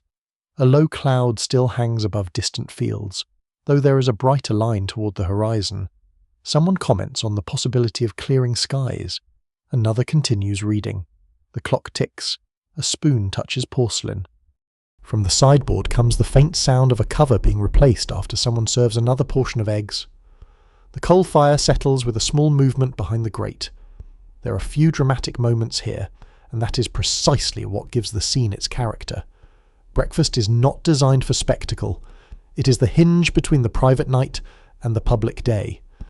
For perhaps 40 minutes, perhaps longer, the household gathers in varying degrees of wakefulness. Some speak, some read, some eat quickly, some remain over another cup of tea. Outside, the estate is now fully awake. Stable hands move horses through the yard. Gardeners cross paths with tools over their shoulders. Smoke rises from cottages beyond the park wall. Farther away, the village road carries carts through mud left by the morning rain. A church bell sounds across the fields, faint but distinct. Inside the mansion, someone folds a newspaper at last. Someone finishes the final piece of toast, and without any formal declaration, breakfast begins to loosen its hold on the room as the separate lives of the household prepare to move into the day. Away from the main breakfast room, another morning is taking shape in quieter rooms upstairs or in a separate part of the house. Children in a large Victorian mansion do not always begin the day at the same table as their parents. Their meals may belong to the nursery world, supervised by nurses, governesses, or tutors, and governed by routines that are simpler in appearance but often stricter in practice. The nursery is both domestic and educational. In many wealthy households, it occupies a group of rooms somewhat removed from the main family spaces, a day nursery for play and lessons, a night nursery for sleeping, and perhaps a schoolroom once the children are older. Fires must be lit there too. Water must be carried, curtains are opened, beds are aired and made, clothes are laid out. The same hidden machinery of service that supports the adults also supports the children, although on a smaller scale. Breakfast in the nursery is generally less elaborate than the meal downstairs. Porridge is common, bread and butter appear regularly, milk, cocoa, or weak tea may be offered according to age and household custom. Eggs might appear, along with toast, jam, or occasionally bacon. Rich dishes such as devilled kidneys, strongly smoked fish, or heavily seasoned meats are less likely to be considered suitable for young stomachs, especially in families influenced by medical advice emphasizing plain food. Victorian ideas about children's digestion can be surprisingly rigid. Some physicians and household manuals warn against too much pastry, spice, sweets, pickles, rich sauces, or food eaten between meals. Others recommend generous quantities of milk, bread, eggs, and simple meat. Opinions vary widely, and no one can quite agree on what the average nursery menu actually looked like from one mansion to another. Much depended on the governess, nurse, family doctor, and above all the parents. Children themselves, naturally, had preferences of their own. A bowl of porridge may be greeted with less enthusiasm than raspberry jam. A boiled egg may be accepted happily while cold mutton remains untouched. Yet childhood in a wealthy Victorian family is not usually arranged around constant choice. A child may be expected to eat what is provided and to do so with proper manners. Table behaviour becomes part of education. Sit upright, use the correct spoon, do not reach across another person, do not speak with food in the mouth, do not waste bread, do not complain loudly, napkins belong where they are supposed to belong. A child who learns these rules early will later enter the adult dining room already trained in the rhythms expected there. Such discipline has very old roots. Medieval conduct books also advised young people on eating neatly, keeping fingers clean, avoiding greed, and behaving respectfully at table. Centuries separate the Victorian nursery from a medieval manor hall, yet adults in both worlds believed that manners revealed character. The utensils have become more specialised, the china finer, and the napkins cleaner, but the idea remains familiar. The governess may sit with the children during breakfast, particularly if lessons are to begin soon afterward. Her position in the household is unusual. She's educated, often from a respectable middle-class background, and entrusted with the children's intellectual and moral development. Yet she is neither fully a servant nor fully a member of the family. This ambiguous status can make her social life lonely. She may eat with the children rather than with domestic servants, but she's not necessarily welcomed into the main dining room as an equal. In some households she becomes deeply attached to the family. In others she remains a quiet outsider, moving between worlds without quite belonging to either. Her morning responsibilities can begin almost as early as those of the children themselves. She checks lessons, supervises reading, corrects handwriting, teaches geography, history, languages, music, or arithmetic depending on her abilities. Before all that, however, there is breakfast, and breakfast offers a brief opportunity to observe moods. One child is tired, another is excited about a promised walk. Someone has misplaced a book. Someone else is watching rain slide down the nursery window and wondering whether outdoor play will be cancelled. The younger children may be supervised instead by a nurse or nursery maid. The nurse holds considerable authority over their daily routine washing, dressing, meals, naps, walks, minor illnesses, and bedtime.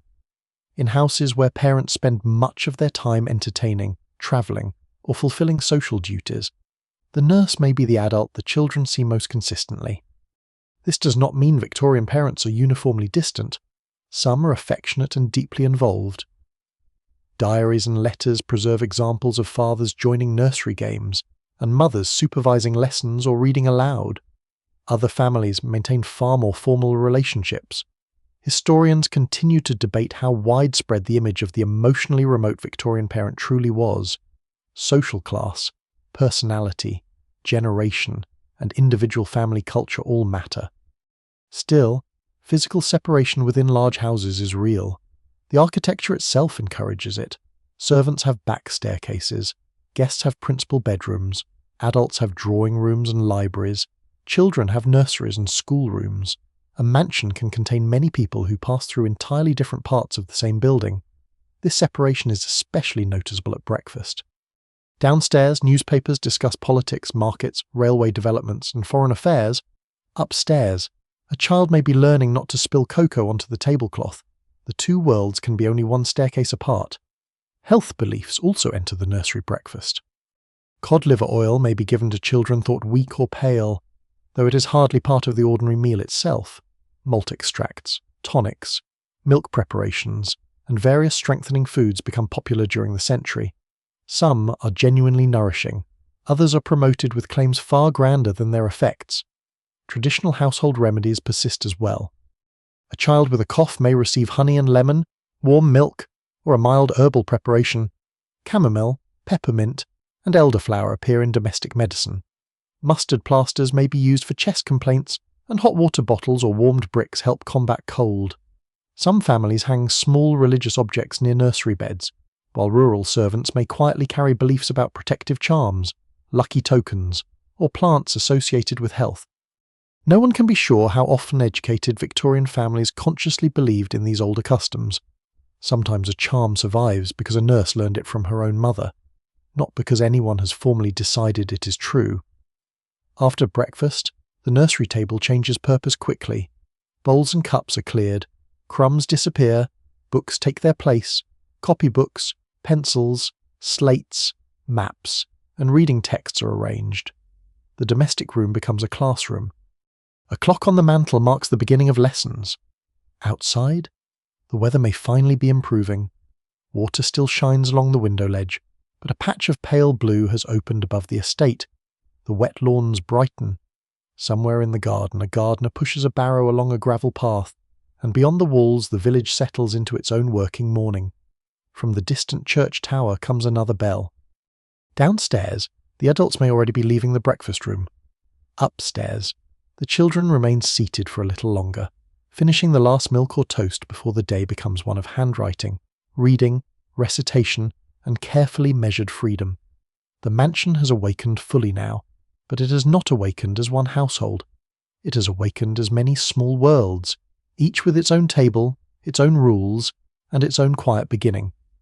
Below stairs, after the family has begun breakfast upstairs or in the breakfast room, the servant's own meal must somehow be fitted into the margins of labour.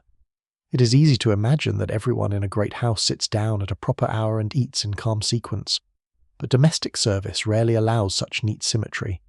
The breakfast enjoyed by the family depends precisely upon the fact that many of the people preparing it cannot eat when they themselves might prefer. The servants' hall, where one exists, is the social centre of the lower household. It may be a long, practical room furnished with a central table, benches or chairs, a fire, plain crockery, and an atmosphere far less polished than the rooms above.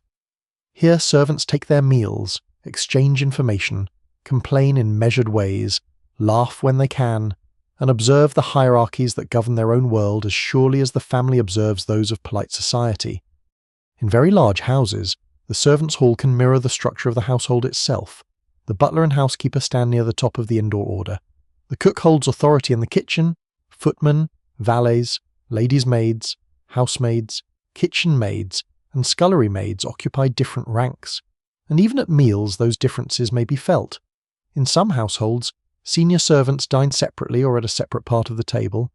In others, distinctions soften a little in everyday practice. No one can quite agree on how formal servants' meals were in the average Victorian mansion, because records are fragmentary and households differed greatly. Some memoirs recall strict etiquette even below stairs, while others suggest a more practical arrangement shaped by fatigue and limited time. What is clear is that breakfast for servants is generally simpler than breakfast for the family. Bread appears again, of course, often in ample quantity. Dripping may replace butter, especially in households where thrift is valued. Porridge is common, particularly in colder weather. Tea is nearly universal, though the quality may not rival what is served upstairs. Bacon, cold meat, or remnants from previous meals may appear depending on the prosperity and management of the house. Cheese, jam, and sometimes eggs also find their way onto the servant's table, but usually not in the profusion available to the family. Timing remains the great difficulty. The cook cannot sit down comfortably while hot dishes still need watching. A kitchen maid may swallow tea quickly and then rise again to carry something to the pantry. A housemaid might eat only after cleaning grates or helping with bedrooms. A footman may be called back upstairs halfway through his bread because the breakfast room requires fresh coffee or more toast. The servant's breakfast therefore often unfolds in interruptions. A plate is half finished, a bell rings, someone stands at once. In that sense, the servant's breakfast is less a meal than a pause in work, and yet it matters enormously. For many servants, this is the first substantial food after rising early to light fires, carry coal, fetch water, scrub pans, and prepare rooms. A scullery maid beginning work in darkness may have been awake for hours before she tastes anything warm. Her breakfast is not ceremonial, it is fuel. The quality of servants' food becomes a subject of recurring concern in domestic writing. Advice books aimed at employers sometimes insist that good feeding keeps servants healthy, loyal, and efficient. Others speak more anxiously of economy and discipline. Former servants remember both extremes: houses where the food was decent and regular, and houses where it was mean, stale, or inadequate. Historians continue to debate how far generosity at table reflected genuine care, self-interest, or mere household reputation. A house known for poor servant food could struggle to retain staff, especially experienced ones. Leftovers play an important role. Cold meat from the family table may descend below stairs. Bones might later enrich soups. Bread not used upstairs can reappear toasted or spread with dripping. Puddings become second meals. Nothing of value is casually thrown away in a well-managed house, even if the family above enjoys the illusion of abundance. This economy links the Victorian mansion to much older traditions of household management. Medieval manors, monasteries, and village homes all depended on careful redistribution of food. Pottage thickened with yesterday's broth. Coarse bread, smoked fish, ale, and cheese sustained those who worked, while wealthier tables displayed more luxury. The hierarchy of diet changed in detail, but the principle remained: the best or freshest often travelled upward, and the rest moved through the household according to rank and necessity. Tea in the servants' hall has its own atmosphere. The cups are plainer, the pouring is brisker, there is less ceremony, but perhaps more comfort. A servant who must remain formal in front of the family can speak more naturally here, though not always freely. Superiors are present, ears are listening, opinions about employers, guests, and fellow servants must be measured carefully. Still, this is one of the few times in the day when the lower household gathers as itself. News circulates quickly. A guest in the blue room slept badly. The master may go out riding. The mistress has letters to answer. The governess wants extra hot water. A parcel has arrived. The gardener says rain is coming again. Small facts move through the servants' hall like weather. These fragments shape the day's work before formal instructions have even been given. There may also be private worries carried to the breakfast table. A maid is anxious about a sick mother in the village. A footman hopes for an afternoon letter. The cook is dissatisfied with the butcher's delivery. A housemaid has chapped hands from soap and cold water. A servant's life in a mansion is often imagined as purely functional, but every apron and uniform encloses a separate history. Some came from farms, others from market towns. Some were daughters of labourers, craftsmen, widows, or tradesmen. Many entered service very young by modern standards, though in this particular household the scene remains one of adults carrying adult responsibilities. Wages, references, and reputation all mattered. A place in a grand house might promise stability, but it also demanded endurance. A little humour can sometimes survive even here, provided it does not travel upstairs. A servant may observe that toast disappears faster in the breakfast room than coal does in the scullery, which is saying quite a lot in winter. The remark is light and quickly gone, because there is work to resume. As cups empty and bread crusts remain on the plates, the room never fully settles. A bell rings again from the board. Someone pushes back a chair. Another servant rises before finishing. The cook, if she's sat at all, returns to her range. There are luncheon preparations to consider, accounts to discuss, pastry to begin, and kitchen order to maintain. Upstairs, breakfast may still be continuing, but below stairs the next part of the day has already begun. Outside the service windows, the morning has broadened into proper daylight. The courtyard stones are drying in patches where a little sun has reached them. Smoke drifts above the roofline. In the distance, beyond the kitchen gardens and park wall, the village road bends past cottages and hedges still wet from earlier rain. A church bell sounds once more, quieter now against the busier movement of the day. In the servants' hall, plates are gathered, crumbs wiped away, cups stacked for washing. The meal has ended not with leisure but with dispersal, yet for a few brief minutes, amid the cold dust, steam, and constant summons of the mansion, the hidden household has sat together and eaten its own breakfast in the only way it could quickly, plainly, and in the company of those who understand exactly how much labour a morning meal can contain. Not every Victorian breakfast follows the same quiet pattern. The ordinary weekday morning, with newspapers, toast, eggs, and familiar chairs, is only one version of the meal. A mansion changes with the calendar, with weather, with guests, with illness, with travel, and with the habits of those who happen to be staying beneath its roof. Breakfast is therefore one of the best places to see how flexible even a highly ordered household can become. Sunday mornings are among the clearest examples. In families that attend church regularly, breakfast may be shaped by the hour of the service. In some houses the family eats before leaving, while in others a lighter first meal is followed by something more substantial afterward. Clothing is more formal, carriages may be ordered, prayer books are collected. Servants who are able to attend church must somehow be released from duties in shifts, though the household cannot simply stop functioning. This creates its own quiet complications below stairs. The cook still has fires to manage. The family still expects tea. Bedrooms must still be tended. Horses must be harnessed if the church lies beyond easy walking distance.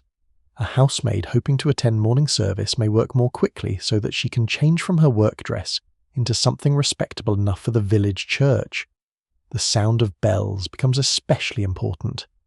Long before the carriage leaves the drive, the church tower may already be calling across fields and hedgerows. Bell ringing has marked Christian time in Britain for centuries, from medieval monasteries, where bells summoned monks to prayer, to Victorian villages, where they gather families from scattered farms and estates. The meaning changes slightly, but the sound continues to organise the morning. On a cold Sunday, breakfast may be warm and substantial before the journey. Porridge, eggs, bacon, toast, and coffee offer some protection against a draughty church. Stone churches can remain bitterly cold even when crowded, and worshippers may sit wrapped in coats, gloves, or fur-lined garments during winter. Some carry small hand warmers or tuck heated objects near their feet. Others simply endure the cold as generations before them did. A hunting morning creates a very different breakfast. In country houses where hunting is part of social life, people may rise earlier than usual and eat with the expectation of spending several hours outdoors. The food is therefore hearty. Eggs, bacon, ham, kidneys, Fish, toast, cold meats, and strong coffee may all be welcome. Guests arrive already dressed for the day or come down prepared to change quickly afterward. Boots are cleaned, riding clothes are brushed, horses are fed and saddled, grooms move through the stable yard while kitchen servants manage extra plates and hot dishes. The entire estate seems to wake with more purpose. A sporting breakfast can also be more social than an ordinary one, with visitors arriving from neighbouring houses. The meal becomes part preparation, part gathering. Conversation is livelier, though still restrained by the early hour. No one can quite agree on how universal these lavish sporting breakfasts really were. Memoirs from wealthy families naturally record exceptional occasions more often than mundane ones, and the grandest country houses are better documented than modest rural homes. Still, there is little doubt that breakfast could become remarkably substantial when the day's activities demanded it. House parties alter the rhythm even more.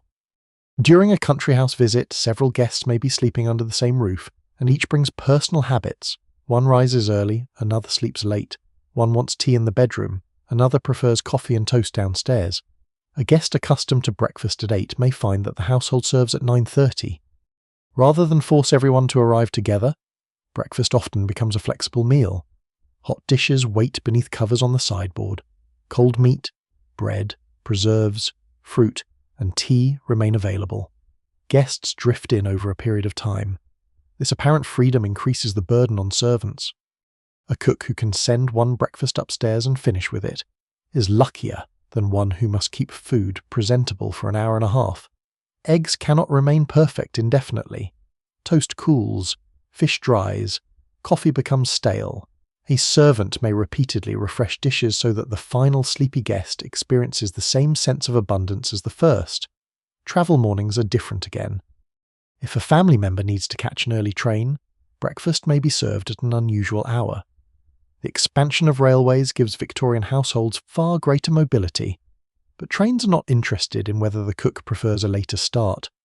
An early departure means earlier fires, earlier water, and earlier food. Sometimes breakfast is reduced to tea, coffee, bread, eggs, or cold meat.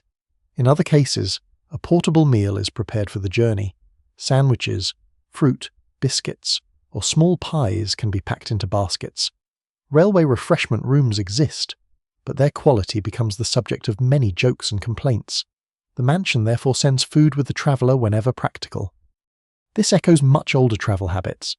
Medieval pilgrims and merchants carried bread, cheese, smoked fish, dried meat, and ale along uncertain roads because inns could not always be trusted to provide what was needed. Victorian passengers travel by steam rather than horseback, but the instinct to carry provisions remains sensible. Illness changes breakfast in quieter ways. A sick member of the household may not come downstairs at all. A tray is prepared and carried to the bedroom. The food is chosen according to medical advice or family custom: tea, toast, broth, eggs, milk, gruel, or something considered strengthening. Victorian sickroom diets are full of foods that seem bland by modern standards. Beef tea, made by extracting juices from meat, becomes particularly associated with invalid care. Arrowroot, gruel, milk puddings, and lightly cooked eggs are also recommended. Some doctors praise these foods enthusiastically, others become increasingly skeptical. Even now, historians continue to debate how much practical nourishment some of the most famous invalid dishes actually provided compared with the confidence placed in them. Household remedies accompany them. Peppermint water may settle the stomach, honey and lemon soothe the throat, chamomile appears in mild preparations, a mustard plaster may be applied for chest discomfort, a hot brick wrapped in cloth might warm the feet. These practices sit beside newer medical ideas, just as older manor houses once mixed herbal knowledge, prayer, charms, and practical nursing. Mourning can also affect breakfast. A death in the family changes the entire emotional temperature of the house. Curtains may be drawn. Clothes become black or subdued. Visitors arrive quietly. Conversation is restrained. The meal itself might remain physically similar, but the atmosphere around it is transformed. There are also superstitions surrounding death in the household. Mirrors might be covered in some traditions. Clocks may be stopped. Certain foods or flowers acquire associations with funerals. Such customs vary by region and class, and those who recorded them never fully agreed on how widely they were followed among the upper classes. Season changes the table more gently. Summer brings fresh berries, garden fruit, lighter mornings, open windows, and perhaps breakfast taken earlier because the household wakes with daylight. Winter favours porridge, hot meats, toasted bread, and stronger drinks. Preserves become more important when orchards and gardens sleep beneath frost. At Christmas or other celebrations, richer food may appear, though breakfast usually remains less elaborate than the great dinner later in the day. Guests, relatives, and children change the mood. The servants work harder because celebration above stairs almost always means increased labour below, and then there are mornings when weather alters everything. Heavy snow may delay deliveries, flooded roads can prevent fish or milk from arriving. A winter storm might keep guests indoors and block the village lane. The pantry becomes more important on such days because stored food protects the household from interruption. Beyond the windows, the estate can feel suddenly much older. Snow covers the gravel. Bare trees stand dark against a pale sky. Smoke rises slowly from cottage chimneys. Somewhere across frozen fields, the church bell reaches the mansion with a muffled sound. Much as bells had crossed winter landscapes centuries before, inside, breakfast continues. Perhaps there is no fresh fish that morning. Perhaps the mail has not arrived. Perhaps everyone stays longer near the fire. The ritual adjusts without disappearing. And this is one of the quiet strengths of the Victorian breakfast. It is orderly enough to feel permanent, yet flexible enough to survive Sundays, guests, journeys, illness, mourning, storms, and every small disruption that enters a household over the passing year. By the time the morning meal is nearly finished, the breakfast room has revealed far more than what the family prefers to eat. It has quietly displayed wealth, hierarchy, gender, habit, technology, empire, labour, and the complicated social machinery of the Victorian household. A plate of eggs may look ordinary, yet the room surrounding it tells a larger story. The most obvious difference is abundance. A wealthy family can choose between several dishes because someone has made choice possible. Bacon, eggs, fish, cold meat, toast, preserves, porridge, tea, and coffee can exist together on the same morning table without requiring the diners to think carefully about cost. Even when the household prides itself on economy, its economy is practiced on a scale far removed from that of a labourer's cottage. For many working families, breakfast might be bread, tea, porridge, dripping, or whatever remained from the previous evening. Meat could be occasional rather than expected. Butter might be used sparingly. Imported preserves or several hot dishes at once would be unusual. The mansion disguises this difference beneath routine. Because the family sees abundance every morning, abundance stops appearing extravagant. This is one of the subtler ways class becomes visible. Wealth is not only expressed through jewelled objects, grand carriages, or enormous rooms. It is expressed through repetition. A luxury that can be repeated daily begins to feel ordinary to those receiving it. The breakfast table also reveals the importance of land. A great country house may draw food directly from its estate. Eggs come from poultry yards. Milk and cream arrive from the dairy. Vegetables grow behind kitchen garden walls. Fruit comes from orchards or greenhouses. Game may come from the estate itself. Honey may come from hives positioned near gardens or fields. The mansion therefore stands at the centre of a small network of production. Beyond the formal lawns are farms, tenant cottages, stables, dairies, gardens, woods, and pasture. The elegant breakfast room depends upon all of them. This arrangement has older roots. Medieval manor houses also relied upon surrounding land for grain, livestock, fish, vegetables, timber, and rents. Monasteries managed fields, orchards, mills, fish ponds, and herb gardens in ways that made large religious communities partly self-sufficient. The Victorian estate is far more connected to national and international markets, yet some of its daily rhythms remain surprisingly familiar. The difference is that railways and global commerce now expand the household's reach far beyond the horizon. Tea comes from distant plantations, sugar crosses oceans, coffee, cocoa, spices, citrus fruit, rice, and preserved goods travel through trading systems too large for any single household to understand completely. Breakfast becomes an intersection between the local and the global. A freshly laid egg may sit beside tea grown thousands of miles away. Butter from the estate dairy can be spread over bread made from imported grain. Kedgeree combines British fish with rice and spices tied to imperial trade. The plate looks domestic, but its geography is enormous. Gender also appears quietly at breakfast. Men and women inhabit the same dining room, yet their roles in the household are not identical. The master may read newspapers, deal with estate matters, and prepare for business or sport. The mistress may pour tea, open correspondence, plan calls, supervise domestic arrangements, manage servants through the housekeeper, or organize charitable and social obligations. These boundaries are not absolute. Some women manage estates with remarkable competence. Some men take intense interest in household finances. Widows may become powerful heads of families. Daughters may assist mothers with domestic organization. Still, Victorian ideals often imagine separate spheres, with men associated more strongly with public affairs and women with domestic influence. Breakfast provides a gentle meeting point between those spheres. News from Parliament sits beside household accounts. A letter from a tenant lies near an invitation to dinner. A railway timetable appears beside instructions about preserves or laundry. The public world arrives inside the private one. No one can quite agree on how accurately etiquette books describe this daily division of responsibilities. Prescriptive literature often tells people how they ought to behave rather than how they actually behaved. Family diaries reveal much more improvisation, especially when illness, widowhood, financial trouble, or personality disrupted the ideal arrangement. The servants make the hierarchy clearer still. The family sits. The servants stand. The family chooses. The servants prepare. The family may arrive at different times. The servants must be ready before all of them. The family leaves when breakfast is finished. The servants remain to clear what is left. This contrast is so normal within the mansion that it rarely needs explanation. Rank is built into space itself.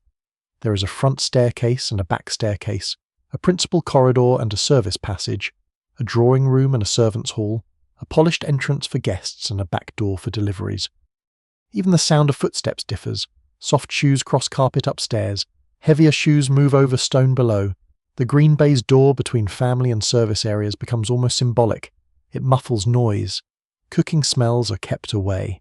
Servants pass through it constantly, but guests are not expected to wander casually beyond it. The ideal house therefore hides its own labour.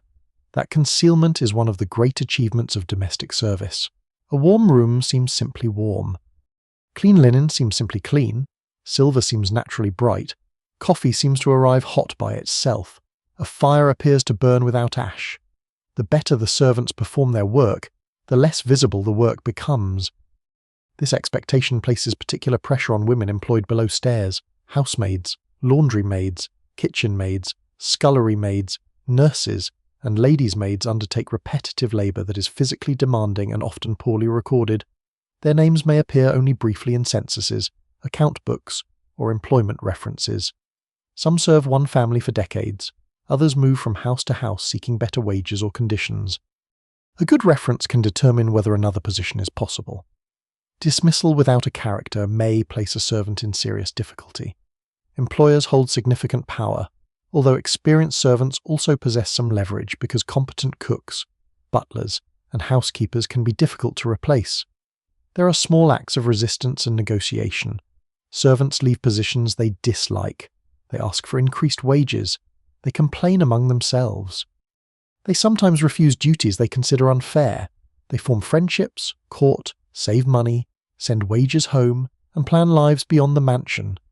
The stereotype of the perfectly obedient servant hides as much as the polished breakfast table does. Even food reflects rank below stairs. The family receives the best cuts and freshest presentation. Servants may receive plainer dishes, leftovers, bread, dripping, or less expensive meat. Yet poor treatment can damage household reputation. Domestic manuals often warn employers that servants who are underfed or treated meanly will simply leave when they can. A good household therefore requires negotiation disguised as hierarchy. Tradition, too, helps reinforce order. Certain rooms belong to certain people. Certain bells summon certain servants. Certain seats are understood without discussion. Some customs have no obvious practical purpose but survive because they have always been done that way. Victorian households are fond of explaining these habits as proper order. Older societies did much the same. A medieval lord's place at the high table, a monk's position in choir, a villager's obligation at the manor court, or a pilgrim's place in a religious procession, all made rank visible through repeated ritual. The Victorian mansion is quieter and more private, but repetition still transforms social differences into something that feels natural. Even now, historians continue to debate whether life inside great houses should be understood primarily as exploitation, cooperation, hierarchy, community, or some mixture of all four. The answer likely change from household to household. One cook may remember an employer with genuine affection. One maid may remember only exhaustion. One family may treat long-serving servants with kindness while remaining completely blind to the sacrifices their comfort requires. Another may enforce distance with cold precision. Morning sunlight now lies across the tablecloth. The dishes have been disturbed. Toast crumbs remain near a plate. A spoon rests in the marmalade. Coffee has cooled in one cup. A newspaper has been folded and left beside an empty chair. Beyond the window, the estate continues its work. A gardener crosses the lawn. A cart moves beyond the gate. Smoke rises from the village, far away. A bell passes over the fields and fades. For the family, breakfast has been an ordinary beginning. For the historian looking backward, it is almost an entire society in miniature wealth resting upon labour, local food beside global trade, intimacy beside hierarchy, old customs beside new technology, and comfort created by hands that are meant to remain unseen.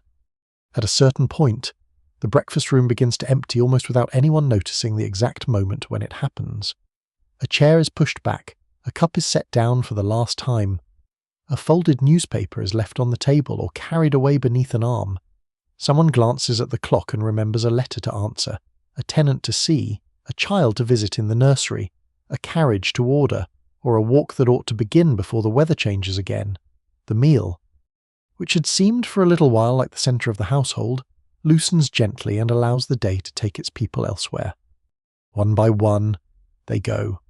A gentleman leaves first, perhaps, his morning already turning outward toward fields, accounts, horses, dogs, or business. A lady remains a little longer over her tea, reading a final note or making some quiet decision that will pass into the rest of the house's instruction. A guest lingers near the fire, then remembers that others are already moving into the rhythm of the day. Even the slowest breakfast must end eventually, yet the room does not fall silent at once. Servants continue to move through it with the calm, practiced certainty of people who know that endings are also a form of work. Plates are lifted, cups are gathered.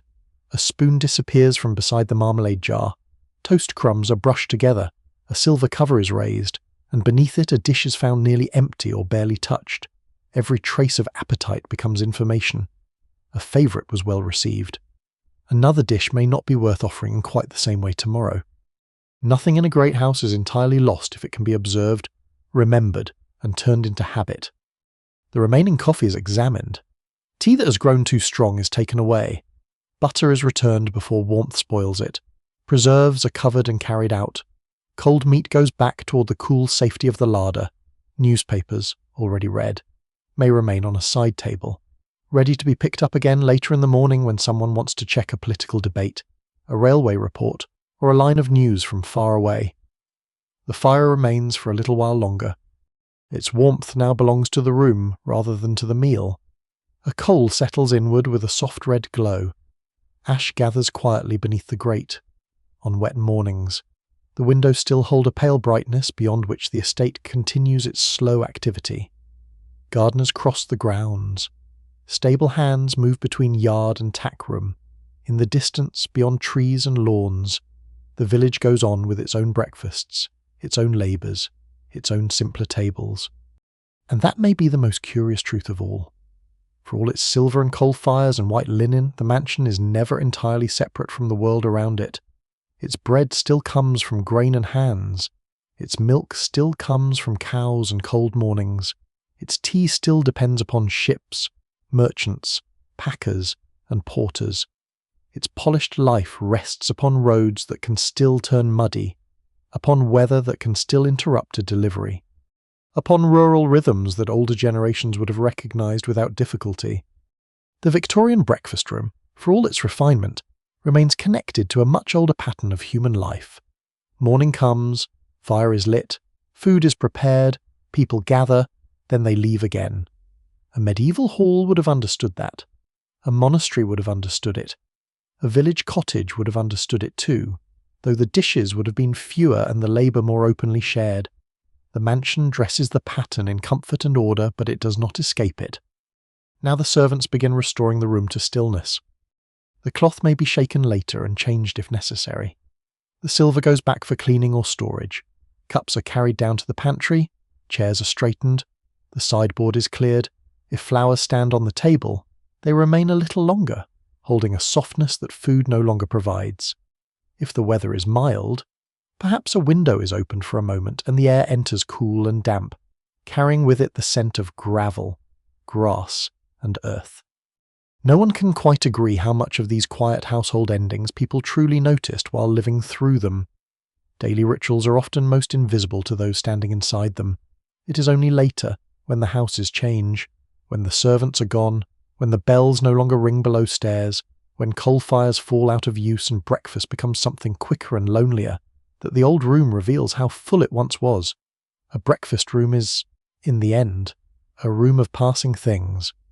Steam above a cup, butter softening on warm toast, rain thinning on the window, a newspaper folded and forgotten, a conversation that lasted only 3 minutes, a guest who stayed a week, a servant who worked there 30 years, a child who once ate in the nursery and later came down to the table as an adult, then one day perhaps presided over it, and then disappeared into memory like all the rest. The house keeps none of them forever. It keeps their traces for a while. The shine worn into the arm of a chair, a mark on polished wood, an old inventory written in a clerk's hand, a recipe book stained at the edge by butter or tea, a bill from the grocer, a servant's name in a census, a letter written after breakfast and dated carefully in the upper corner. These are the quiet remains from which later generations try to rebuild the living room and the vanished morning. Outside, the light has shifted again. The mist is gone from the lower fields. The village road lies clearer now, though still dark in places where carts have cut the earth deep. A rook passes over the grounds. Somewhere, from a church tower not too near and not too far, a bell sends its note across the air. The sound reaches the house softly, as bells have done across centuries of mornings, over monasteries, manor courts, winter farms, and sleeping villages. Inside, the breakfast room is nearly still. The fire has gentled. The chairs wait. The table, once busy with cups and plates and letters and small decisions, stands calm again, as though it has returned to itself. And perhaps this is the moment when the whole long morning seems to draw a little farther away, becoming quieter, dimmer, less urgent, until it resembles not a busy household at all, but a memory floating at the edge of sleep. So the Victorian mansion settles into its day, and we, having followed its breakfast from the first hidden fire below stairs to the final cleared cup, may let the room recede now into a softer distance. Let the silver lose its brightness. Let the newspaper close. Let the footsteps fade along the corridor. Let the back stairs grow quiet. Let the kitchens continue without us. Let the bells sound once more over the fields, and then drift away. And beyond the house, let the road stretch on past hedges and wet grass, past cottages and gateposts, past small churchyards and quiet trees, into that long and patient country where so many mornings have come and gone without asking to be remembered. The firelight lowers, the house grows gentler, the village settles, the generations pass, and the old breakfast room, with all its warmth and labour and ordinary ceremony, slips at last into stillness. Sweet dreams.